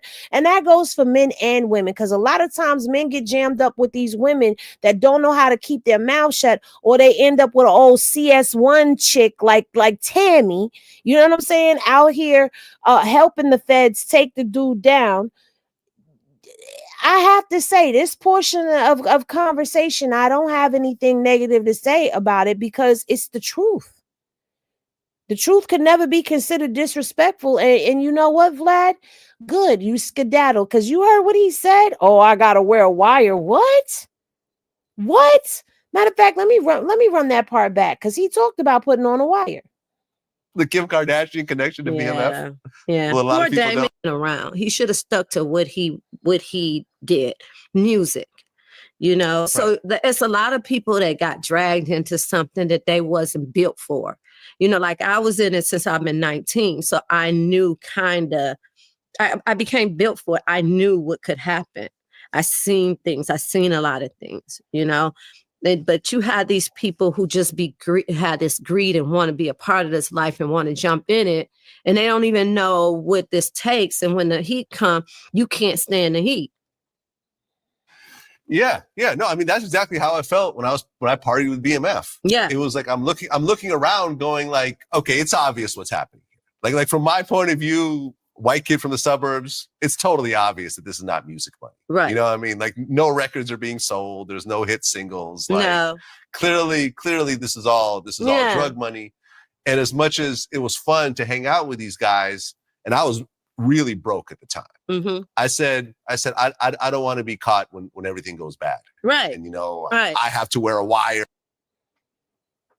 Why would you have to wear a wire, Vlad? I put the captions on the screen for a reason, because I know what I heard. Why would that be the thought that comes out? Like, what? Who says, oh my God, I don't want to get caught in this because I'm going to have to wear a wire? That means that you would be willing to put the wire on. You got to be willing to put the wire on, bro. You about to put the wire on? He's about to put the wire on. Y'all see it on the screen. Yikes. Sheesh. Right. He ready to tell.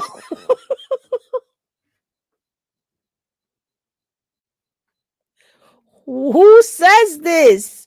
Y'all see it on the screen.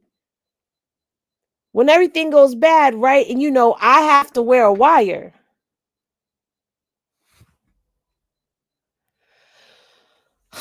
Child, let's continue. Can't make this up, yo. And I'm going to be facing years just for affiliation. I said, I'll just politely separate myself. Separate yourself. And go back to doing my music thing. And Right. sure enough, you know, what I thought would happen would ultimately, unfortunately, did happen. But I was completely separated from it because I knew that I wasn't built for this game. Yeah. Like, it was too much for me. Yeah. Yeah. You know, and the money wasn't going to be worth it for me. So, okay. So essentially, Right? these dominoes are falling. People are getting killed. People are getting busted. Millions of dollars of jewelry is getting confiscated. The feds had actually been investigating, you know, for 2 years. I guess there was a special force called Operation Motor City Mafia. I didn't hear about that. You didn't hear about that? That's Yeah, new. yeah. You're telling me something. Okay. Operation Motor City Mafia was a special DEA, a special division that has started essentially putting all this together. And there's wiretaps everywhere. And Southwest T was caught on a lot of wiretaps. I remember there was an interview that Cavario did with Big Meech from prison. And the one thing that Meech said was that Terry was just in love with the phone. Let me tell you something, Mo. I'm going to catch it.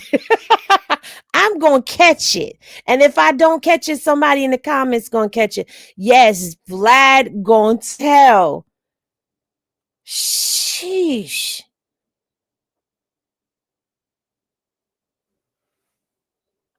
Man, listen. I listen to those wiretaps too, you know, but I mean, but if you are an investigator, you can say what you want to say that certain things meant, you know. Like one time we were talking about something and it totally didn't mean what they said it meant, you know. So I didn't hear anything that he, you know, maybe I missed that part. Maybe I didn't hear it in the tape. So maybe I don't know, because that's not my job to know that part, what they're picking and saying. But I didn't see, I mean, it was one conversation where he was saying about his brother being, you know, out of control. And everybody makes a big deal out of that. But I don't think he didn't do it to, you know, to put us and nobody else in harm. He was just like, you know, venting, like, look, you know, we're getting out of control. He felt it. You know, he felt the energy. He's getting pulled over. He's hearing things. People are getting totally busted. So yeah, that conversation, but a lot of other conversations, yeah. And then yeah, I mean, a lot of times I would be like, get off the phone. Get off the phone. You know, I'm not like a phone person like that. And that's a fact, because he is caught on a lot of wiretaps talking, and he is caught on a lot of wiretaps talking crap about Meech. Like, imagine sitting in court and your brother is popping it about you. Like, and he was like always on it, but I think he was just in general talking. It was a time where they said that the prosecutor said that I warned him about a phone. I don't know if you heard that part, in which I did, because I could hear it in the phone. And that's when she said, well, she knew everything because she was always doing this and she was always, but I could hear it in the phone. And I was like, well, where are you? And he said where it was at. And I said, well, roll down the window and throw that bitch out. I know, and that's he didn't right. do it. He held on to that top phone, of her and that was game. kind of. Yeah, well, I guess one of the wiretaps, I guess Southwest T was talking to his sister about Meech, and he said, "My brother better knock it off before he gets knocked off." No, you think that, and I don't even know why people pick that. He's not saying he would knock him off, or nobody else would knock him off. He probably was talking about the government or something. Terry loves his brother. They love each other, no matter what nobody say. You know, people say, "Oh, he was going to kill his brother." That's stupid. That's ridiculous. You know, like, why would he out of the whole time he was in the streets, he's never killed anyone. Never, you know, people running off, people doing this and people doing that. He wasn't that type of person. Let alone kill people. That I'm gonna kill my brother. It's crazy. It was a crazy thought. I think he was just venting. And I know he was venting. And he was just like, yeah, I can't control him. Maybe you can control him. You know, why? And you talking to people that really don't care, because if they cared, they would be like, okay, let me figure this out. You know, even my mom was trying to figure it out. Like, hey, what are y'all doing? you know? So that you have so many people that didn't care because I'm while y'all not talking, I can come over here and get She money from is. here and I can talk and nobody would know the difference. Somebody even told me that I'm getting more money like this in their family. I'm getting more money like this. But in the meantime, this is hurting us. This is hurting the people that's involved, you know? Right. I mean, in terms of hurting people that's involved, at one point, your son, your first. Let me just say this before we move on. Allegedly, there's a story where T ran off on the plug and the plug had Meech and them at gunpoint. Didn't know if they was going to make it out of it alive or not. So I don't know. Like, sibling rivalry is a funny thing and you never know how deep it goes. Shout out to all of y'all on the late night at the bar with me. Firstborn Marlon, he ends up getting into drug dealing. And then Southwest T kind of pulls him into BMF in a way. Yeah. But either way, he was going to do it on his own. My son, I think, you know, just like he always grew up in a life. You're talking about something he grew up in. And that, you know, most times what your kids see, they kind of, that most times they follow. If I was a doctor, they might have been a doctor. If I was a lawyer, they might. But here I am. I'm a drug dealer mother. So my kids followed me. In statistics wise, they say that's what happened. But not only that he followed me, I had 2 nephews that followed me. I had a cousin that followed me and a young boy that was my son's best friend. That was my neighbor that was at my house every day that followed me. So when I went to prison, I took 5 people to prison with me, you know, so that's when they say that, talk about who I am and what I should be or anything like that. 5 people in my family that I was responsible for and that I had to walk that prison yard and hold that regret and live in shame because I led 5 people to prison. Even though I apologize deeply to them, they always say it's not your fault, but I had to feel that. My soul had to feel that. Right, because then by 2005, that's when the feds pretty much lined up their cases, and then that's when the raids started to happen. 30 BMF members were arrested in a relatively short period of time. Stash houses everywhere were raided. $3 million in cash was seized. Southwest T and Big Meech were both arrested. The feds claimed that the BMF was moving 2,500 kilos of cocaine a month throughout the U.S. And then they had a network. Jeez. I'm sorry. I got to say this for the one time. That's a lot of money.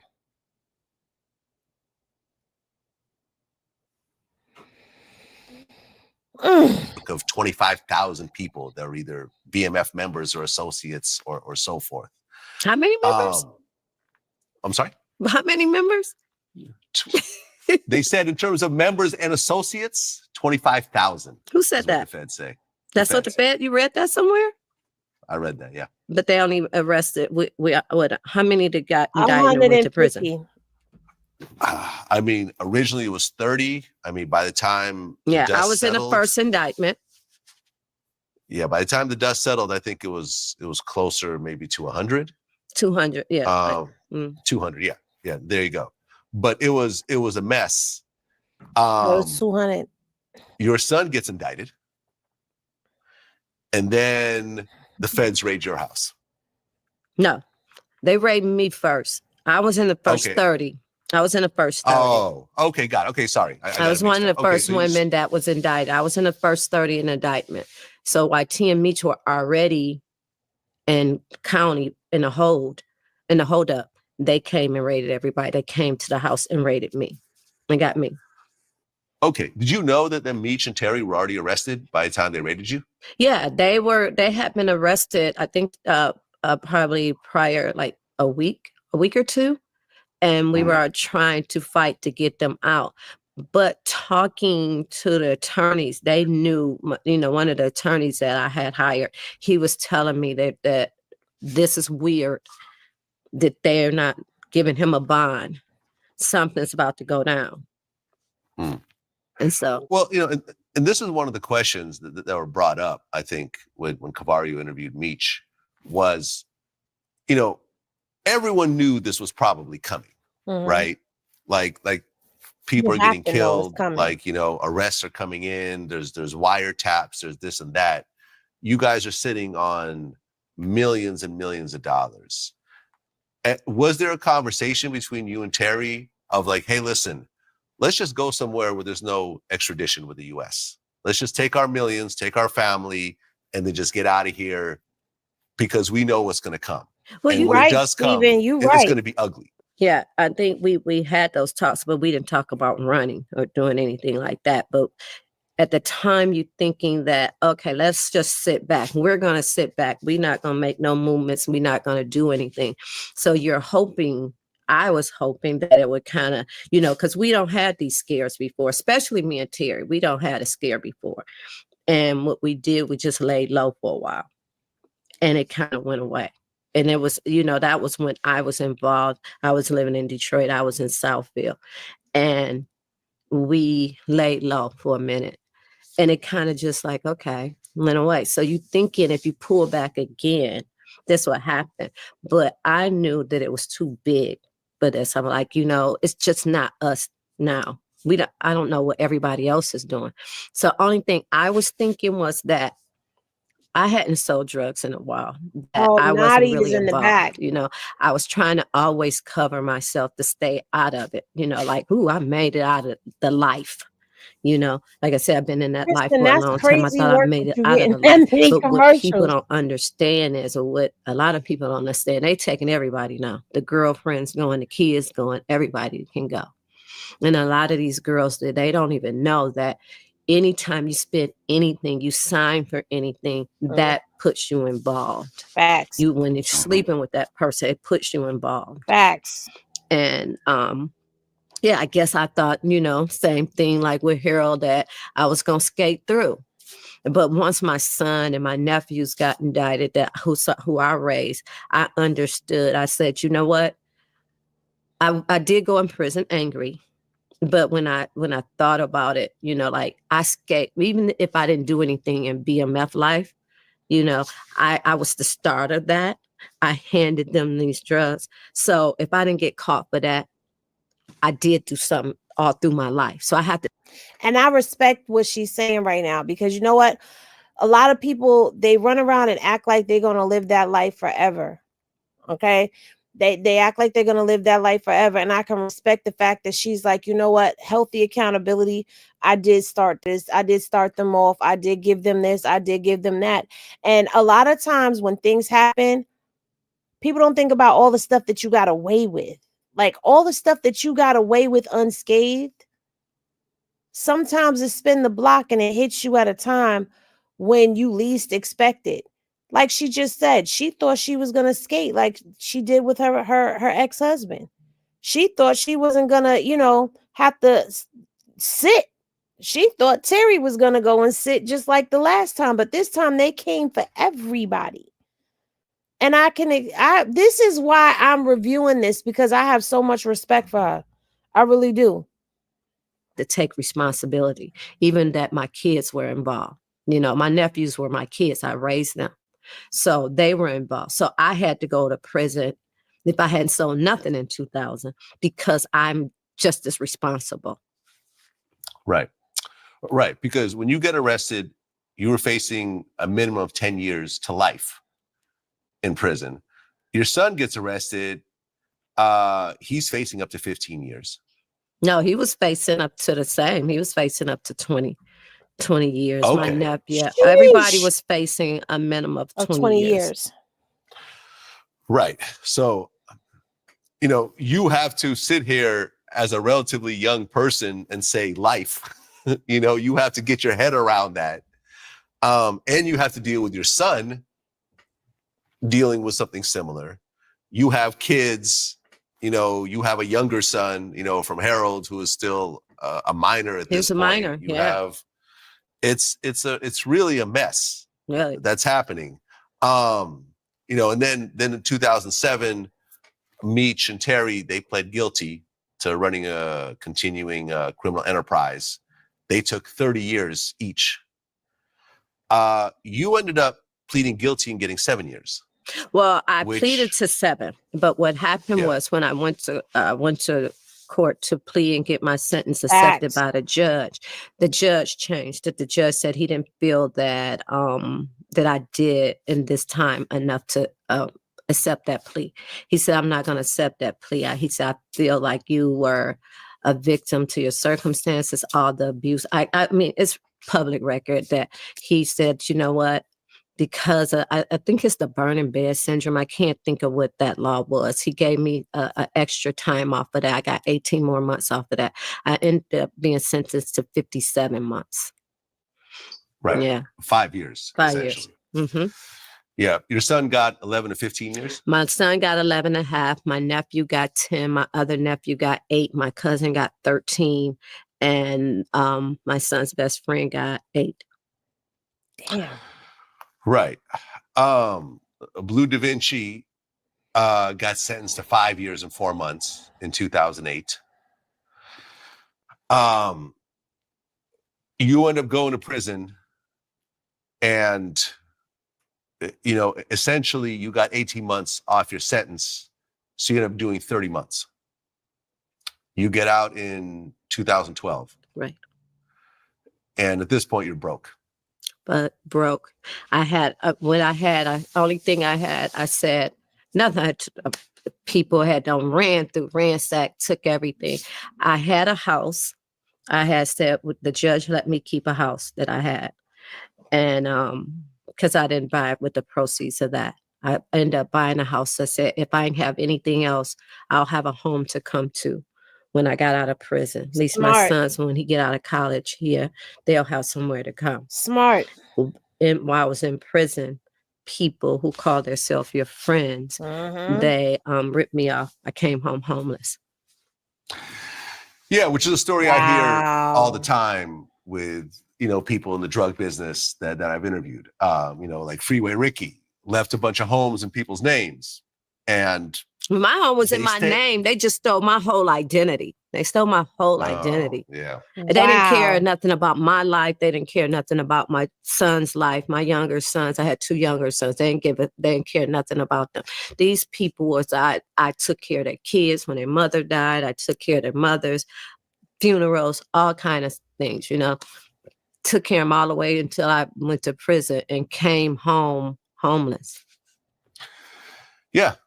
And like I said, this is always a typical story. Whatever money you leave with people, they'll spend it. They'll spend it, and they get mad at you. They get mad at you. Freeway Ricky, allegedly left a bunch of property in other people's names, and they weren't going to transfer it back once he got out. There's always a reason why they needed it more than him, and ultimately, you got out in the same situation where everything you built up. And had you blown through $50 million? Is that what they said in BET? That they said 500 million, but I think that 500 million. That was exaggerated. But I mean, when you look back, and I look back at some of the things, it wasn't that. I blew a lot of money though. I'm saying like a fool with money. I'm like, the things that I think about, the things that I had, the things when you look back at it. But I like, like I said, ill-gotten gains, like it was off of people hardship. So I'm okay. I feel good. She ran through a couple million. Definitely, without a doubt. About my life now. How many millions do you think she ran through? Everything I do now, I work hard for it. Well, and then in 2020, Southwest T gets out of prison early, due to COVID. And I guess he met up with you and basically apologized for everything that he did. And ultimately you forgave him. How did it feel when you first saw him, because at that point you hadn't seen him for how many years? 15. 80 million. So okay, I missed it. My bad. Thank you, Stephen, for catching that one. I must have been close doing to something else in my head. that helped take care of your kids. That's why I said, if I don't catch it, one of y'all will. You started him in the drug business and so forth. and you, I guess you blamed him somewhat for your son going to prison? It wasn't just my son. It was just so much. It was other things that, when you get into a relationship, and we made each other promises that we wouldn't do to each other. And he broke a lot of those promises. So it wasn't just really my son. It was just a lot of different things that could have happened that happened that shouldn't have happened. That, I just thought that my life would have been set up differently. We always had plans. Well, if something happened, when I came into his life, I felt like I made sure your kids was good. I told him, like, I had, She got to it be was in her 50s. no insecurities that I had at all. I wanted Late his 50s, family mid to to late have what I 50s, had. maybe. That's why I started helping him. Like, he wanted to help his mother. He wanted to, like, okay, I'm gonna help you so you can help your mother.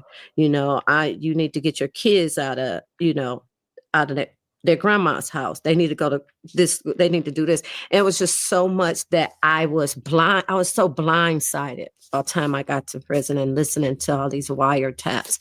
And that's why that I was mad, because you would do somebody like, I felt like I felt like he did me so wrong, not in just about my son, just the whole thing, that we made promises no matter what. I felt like you were my friend. You somebody I told my deepest secrets to, and that trust was just so, when I was listening to the tapes and listening to people, and I was out there by myself and everybody was going against me. Everybody was going against me. Even people that I helped was going against me. And I felt like I blamed him for that. I felt he didn't protect me. Yeah. Well, That's the two a of you hurting ultimately worked it feeling. out. He actually showed up on your yeah. That was your surprising. episode I of didn't Trap even know Quiz. he was going to do that. And that made me feel good, because like I said, a lot of people thought that I was there for the ride. Thank you, Stephen. But Yeah. I wasn't there for the ride. Yeah. Your son Marlon gets out of prison as well. Mm-hmm. And ultimately, Well, this was done like 3 years ago. So 3 years ago when they did this, if she's 63 now, she would have been 60. I was trying to be polite. You know what I'm saying? I was trying to be polite. Hey, Diz. Salute to you. I was trying to be polite. She looked like she in her 40s, okay? She don't even look like she looked young. She looked good. as you're doing now, you start with the rebuilding process. A legitimate rebuilding process in terms of what you're doing. I interviewed Dexter Sosa Hussey, about a year and a half ago, 2 years ago. And I guess in the interview, he had said some things about you that you want to address. Yeah, he said some things like I brought down the organization. He was one of the ones that said I was along for the ride. That I was a rat. Like, Dexter, you don't even know me. I couldn't have been along for the ride. When I met all of them, I was already made in my level. I had money. Pop your itch. I put them on. I came on. I didn't come for the ride. I was an asset. I wasn't no liability. Facts. I felt like just because I looked at Dexter like, you were nobody to me. Facts. I didn't even want to, me and him didn't even have a conversation. When Dexter got out, I think Dexter did less than me because he was a driver. I always looked at Dexter as just somebody from the neighborhood they hired to be a driver. He lived in his mother's home. But to blame me for all of that, like, I'm a woman. Why do you need to blame me? Why did you feel like you need to bully me? He told me, I did have a conversation with him. I'm like, what is this all about? You want to sue? He wanted to sue me for using the name. What? I started when I came home from prison. I got a deal to do a show. I don't know if you've seen that. No, BMF Wives, the Trap Queens one. No, when I came home in 2012, I ended up shopping around and doing a deal. It wasn't supposed to be BMF Wives, but it. He said Dexter's a professional cab driver. Stop hating. He got paid. Man, listen, that's what she's saying. He was Uber before there was Uber. She played him real quick, real smooth. She went off. Oh man, Dexter did do more than drive, but man, listen, that was hilarious to me because he was popping it about her and called her a snitch. Like he just throwing it all at the stuff. Came out to be BMF wives. And okay. and he was telling me I was gonna have to take care of his niece. And I'm like, why am I gonna have to take care of your niece? I'm coming home. So I'm rebuilding. You take care of your niece. She got a daddy, she got a mama, she got a grandmama. In fact, she got 2 grandmas.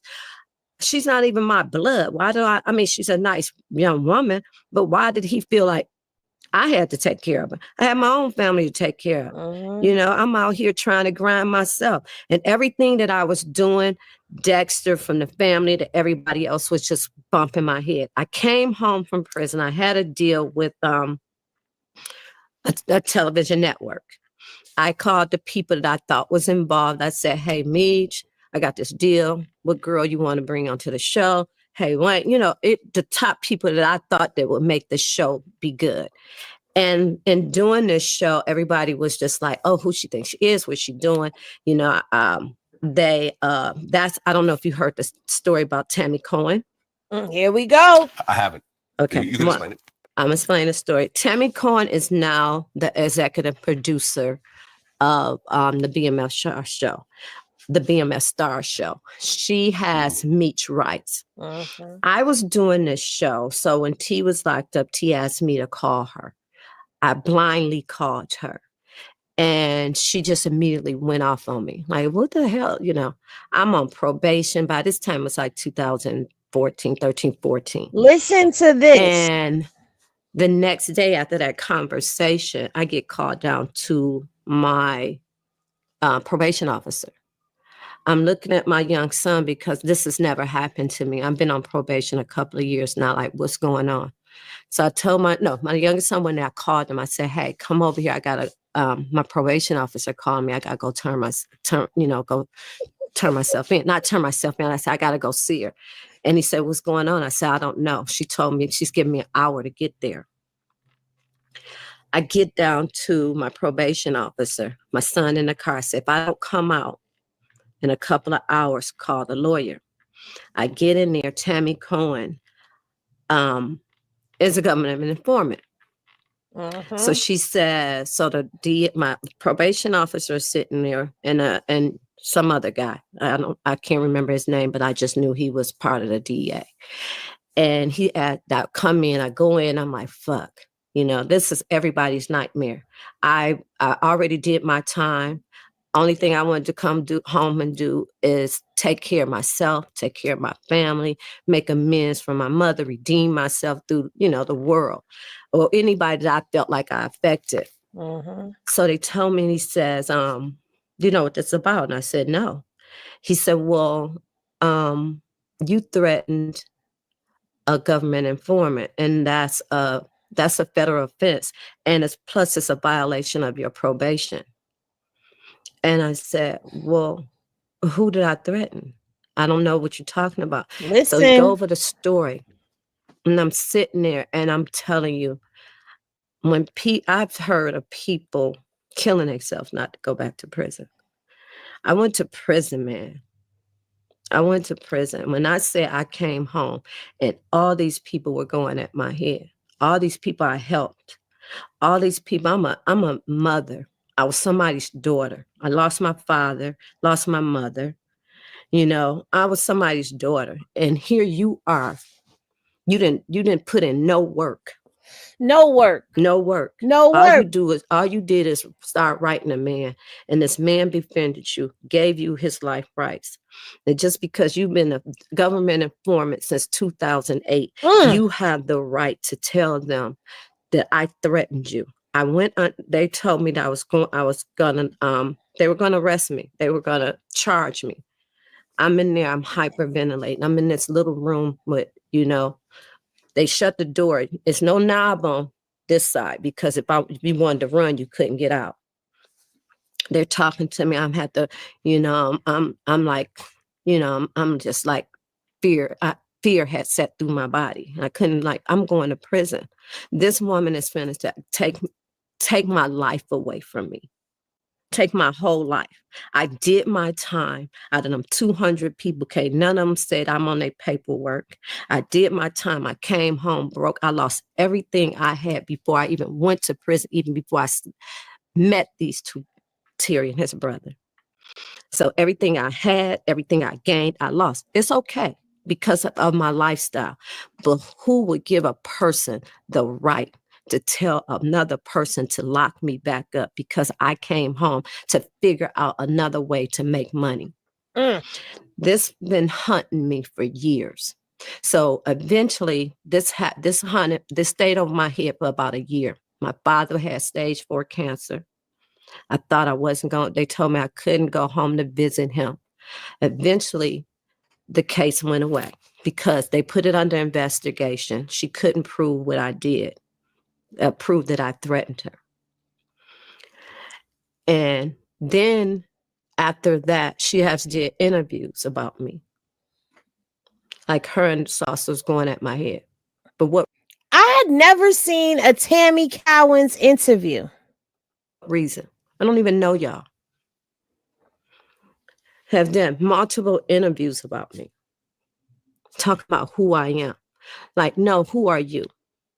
So I thought that when we were coming here, I know like Blue, and they had this big thing on Instagram and going, that conversation was about her.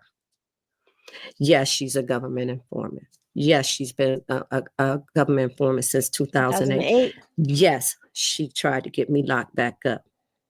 But before my attorney and my probation officer, they didn't lock me back up. But can you imagine the fear that my son had, my mother had, and my dying father had? Because anytime you're in prison, you always think, I just want to make it home to my parents because my parents were older. Just want to make it home to my parents so I can make it right. But for somebody to take your freedom, because I vowed while I was sitting in prison that I vowed to be forgiving to anybody that I hurt, anybody that, got hurt in anything that I was doing. I vowed to give back. That's why I started Silent Heart, give back to the community, help the community. I vowed to help people who's locked up, for these unjust laws. I've helped people come home from prison. I helped 3 people come home from prison, working in prison reform.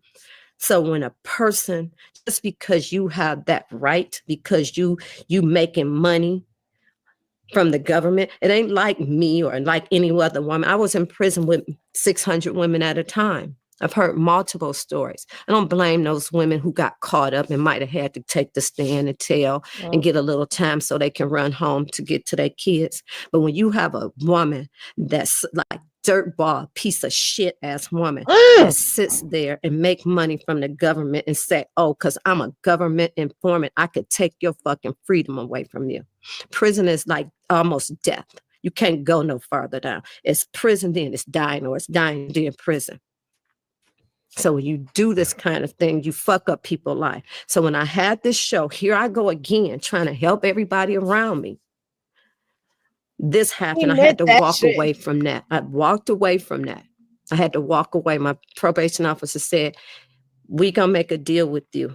We're going to investigate this, but you're going to have to walk away from anything that you got going on with them. So I walked away from, that was a way for me to take care of myself when I came home from prison. Struggle for years. Here it come before the BMF show come. Everybody going at my head. Tammy Cowins again started doing these interviews. I get a book deal. Here they come with this whole story again. What is this? What is this? Why is this woman? I want to know. I want you to put this piece in this because I really want to know. I want her to face me. I want her to face the world like when she put out these interviews for me. I want her to feel like she made me feel when I had to go back, almost go back to prison. I want to know, why did you do that? What could I didn't even know who she was. I used to look her up because when you're a government informant, you don't have no identity. You don't have a Facebook, you don't have Instagram, you don't have LinkedIn, you don't have anything. And I was asking people, who is this person? Who is this person? When they did the BMF Stars premiere, Me neither. I was on Instagram and I seen her for the first time. Nobody had to tell me. I looked at her and I knew it was her. She looked All like a these snitch. people from BMF and everybody, they just all hugged up with this person. Do you know how that make me feel? Like, this is a government informant. I'm y'all 30-something year friend. I don't even have to be a friend. I should have been somebody you respect. You don't have to love me. You don't have to like me. But I don't know nobody that I will put in prison. Nobody. Facts. I don't even hate nobody that bad. And then you guys sit around and y'all argue with Blue about who he is or what he did to anybody else. And y'all upholding this piece of shit ass woman. Holding her up like she's somebody. So people ought to know that when you going around certain people, you need to realize who you standing next to, who you getting involved, because really the street code is facts that we don't do this. We don't do government informants. We don't do rats. Come on. I'm sorry. I got a little, that's okay. but but when you keep trying to take people live like the way that their livelihood, I have to reinvent myself. You know what I mean? It wasn't like I could go get a job to making $30, $40 an hour, what I would need to take care of me. I had to reinvent myself. I had to come up with something. I had to brand myself. I had to work my ass off when everybody at my head because, but you didn't buy me a house. You didn't buy me a car. I ain't nobody Terry bought that stuff for me, or Hero bought that stuff for me, or I hustled myself. So you got to do it to yourself. But when it came to, did I give you money? Did I take care? Did I look out for you? Did I make sure your kids they got out of their mama house, went to private school, and I said, get them a house. And how dare you say you hate me? You don't even know me. How dare you hate me enough to put me back in, to get me back in, to put me back in somewhere where you feel, take my life away, take my freedom away, or somebody to take my livelihood. I'm not even messing with none of these people. I'm so far away from these people. Why would somebody do that? Why? So I went back to her and Salsa. I don't even know y'all like that. Salsa, you get on my new show and I'm the best person in the world. Why are you jumping around? What are you doing? He's just trying to you're get a on. grown man. You're a 50-something-year-old man. Why are you doing this? You wanted to sue me. You tore down my reputation.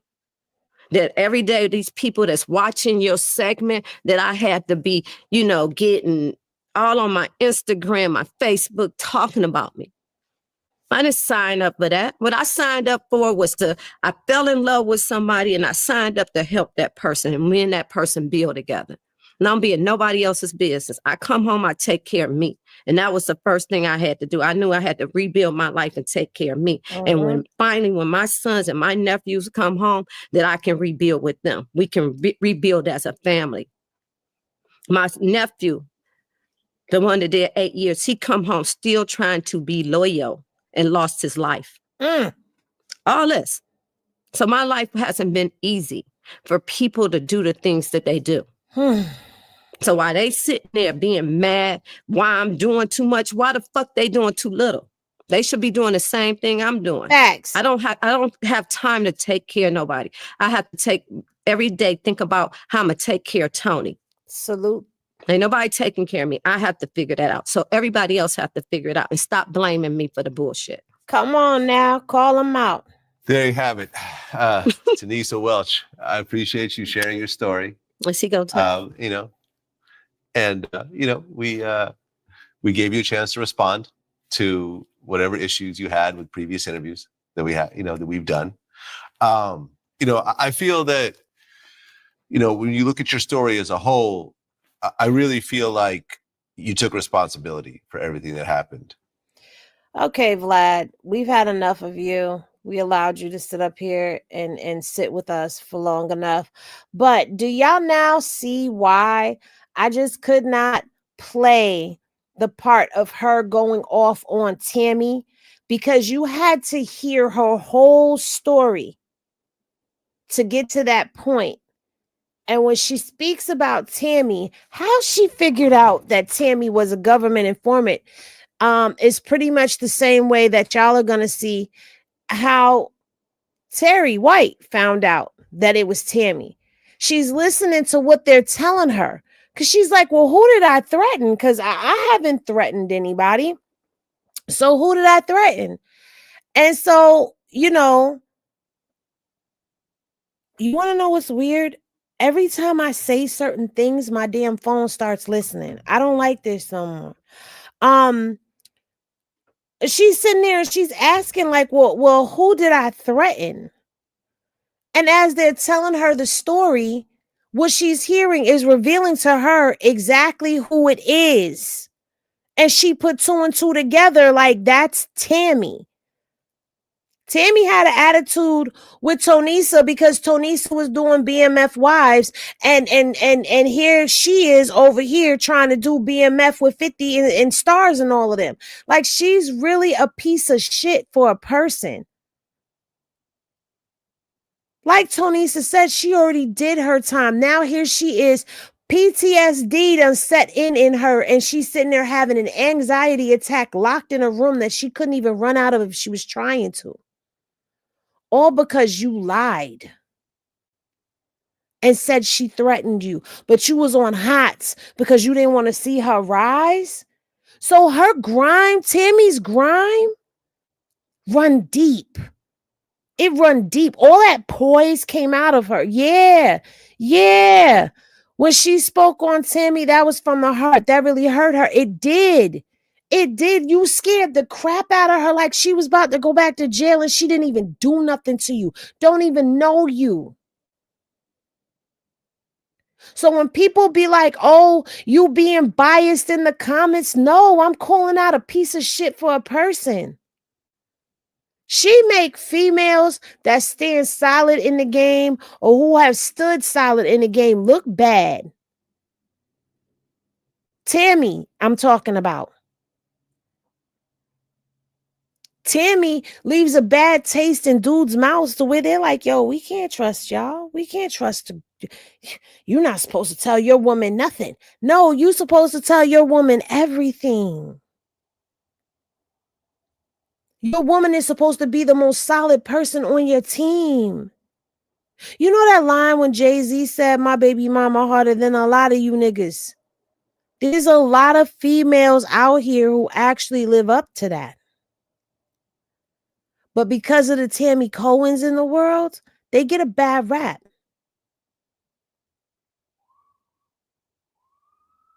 It's a bad stigma. Tammy's not like us. Like I said on the thumbnail, Tammy's not like us. She's not one of us. She's not. And for all the solid females that are out there that have held it down and hold it down and continue to and always will hold it down and be around. I speak for us when I say Tammy can't sit with us. Don't put her in the category with us females. She's not like us. I done been through some shit with my baby father. Do you understand me? I was with that man for 10 years of my life. 2 kids. D-boy. Do you know how much I went through with him? I would never call the feds on him. Never. My other baby father, 2 kids, 7 years. We fought 5 of them 7 years. It was domestic violence. I only called for an ambulance one time. I didn't even call for the police. I called for an ambulance. 911, let me get an ambulance. Y'all can't see it, but I bear a scar. My broken arrow covers a scar that goes from here all the way down to this vein in my arm. I almost died. That vein would have been cut. That's a major vein. I ain't even want the police to arrest him. I'm not that chick. You understand? I didn't even go to court. Some people will say that's stupid, but I came from a different era and people will understand what I'm saying. I didn't even go to court because I didn't call y'all to pick him up in the first place. Anytime the cops came, the neighbors called.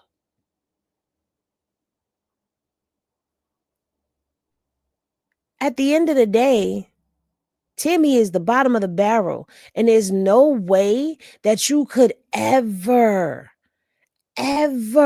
say that Meech didn't know what she was up to. You gave this woman your life rights and you never asked for them back, bro. You gave this woman power of attorney over you. And you didn't ask for it back after you found out.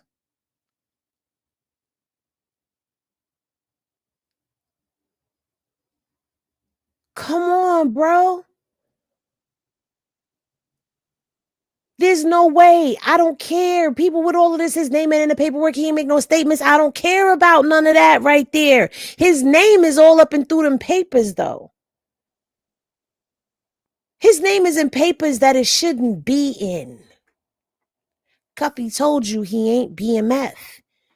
He was cool with them. His brother was a part of that, but he wasn't a part of that because he wasn't with all that flashy stuff. Now, yeah, the BMF billboards and all of that was music, but it still was flash mixed in there. Like, why you got all these bottles of Cristal, you buying out bars with bottles and all of that. People know it's not record company money because you haven't made it to that level yet. So for me, when y'all come for me in the comment section and you be like, oh, Henny, this, that, and the third, you must not be from the lifestyle that I came from. You definitely not cut from the cloth that I'm cut from, because there's some things that I just will not do. Salute and you know, blessings to my father for the gems he did drop on me. From behind prison bars, even through his addictions, my father was there and taught me. Salute to my baby father, the first one, my older two's father, because he helped also mold me. So yeah, she's nothing like us. She can't sit with us. She don't come from it like we do. That chick's the snakiest, slimiest, grimiest piece of shit I've ever seen on the face of this earth. I've read through all her court documents. Yeah. I've seen her work unfold. Come on now, when I brought y'all that Anthony Cowins on her first husband, she in the middle of divorcing this dude, and that's the same year that she was seeing Terry White. What was it, March? The third year of the month. She filing for divorce. August, the divorce gets dismissed. But in 2016, you sleeping with a whole nother dude, even though you and your husband was living separately. You was sleeping with a whole nother dude, but you in court fighting to keep his life insurance. And nobody finds that suspicious. I'm wrong because I said, y'all, that made me side eye.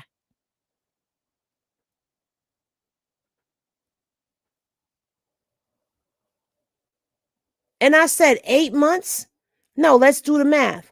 August of 2026, August, September, October, November, December, January, February, March, April. No, I was right. 8 months. 8 months after the case is dismissed, your husband passed away in a motorcycle accident, and you got the life insurance policy. I watch a lot of murder programs, y'all. So I'm like, and when her husband passed away in that motorcycle accident, she was sleeping with Terry White. And her husband passed away in 2007. And in 2008, Whatever Terry did, she went to the feds and became a CI. 2009, she's now a CS because now she's being paid. So for that first year, 2008 to 2009, she was doing it for the free, like I said. Come on, all of those movements, they add up. Then all of the moving parts with Cuffy and Fidel and all that other stuff. Now look with Meech.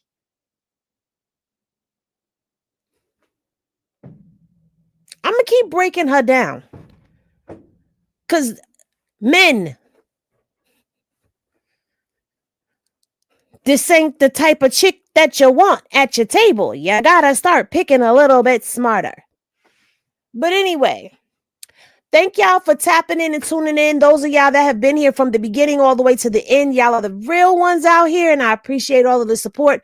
Those of y'all that tapped in and are still here, I appreciate y'all, even those that left early. I appreciate all of the love and support. Please make sure that y'all like the video on the way out. Replay gang, y'all know what to do. Run it up. I'll make sure that I start doing some clip ups of everything for you guys that has been done and putting them up over the weekend so that y'all can enjoy the clips.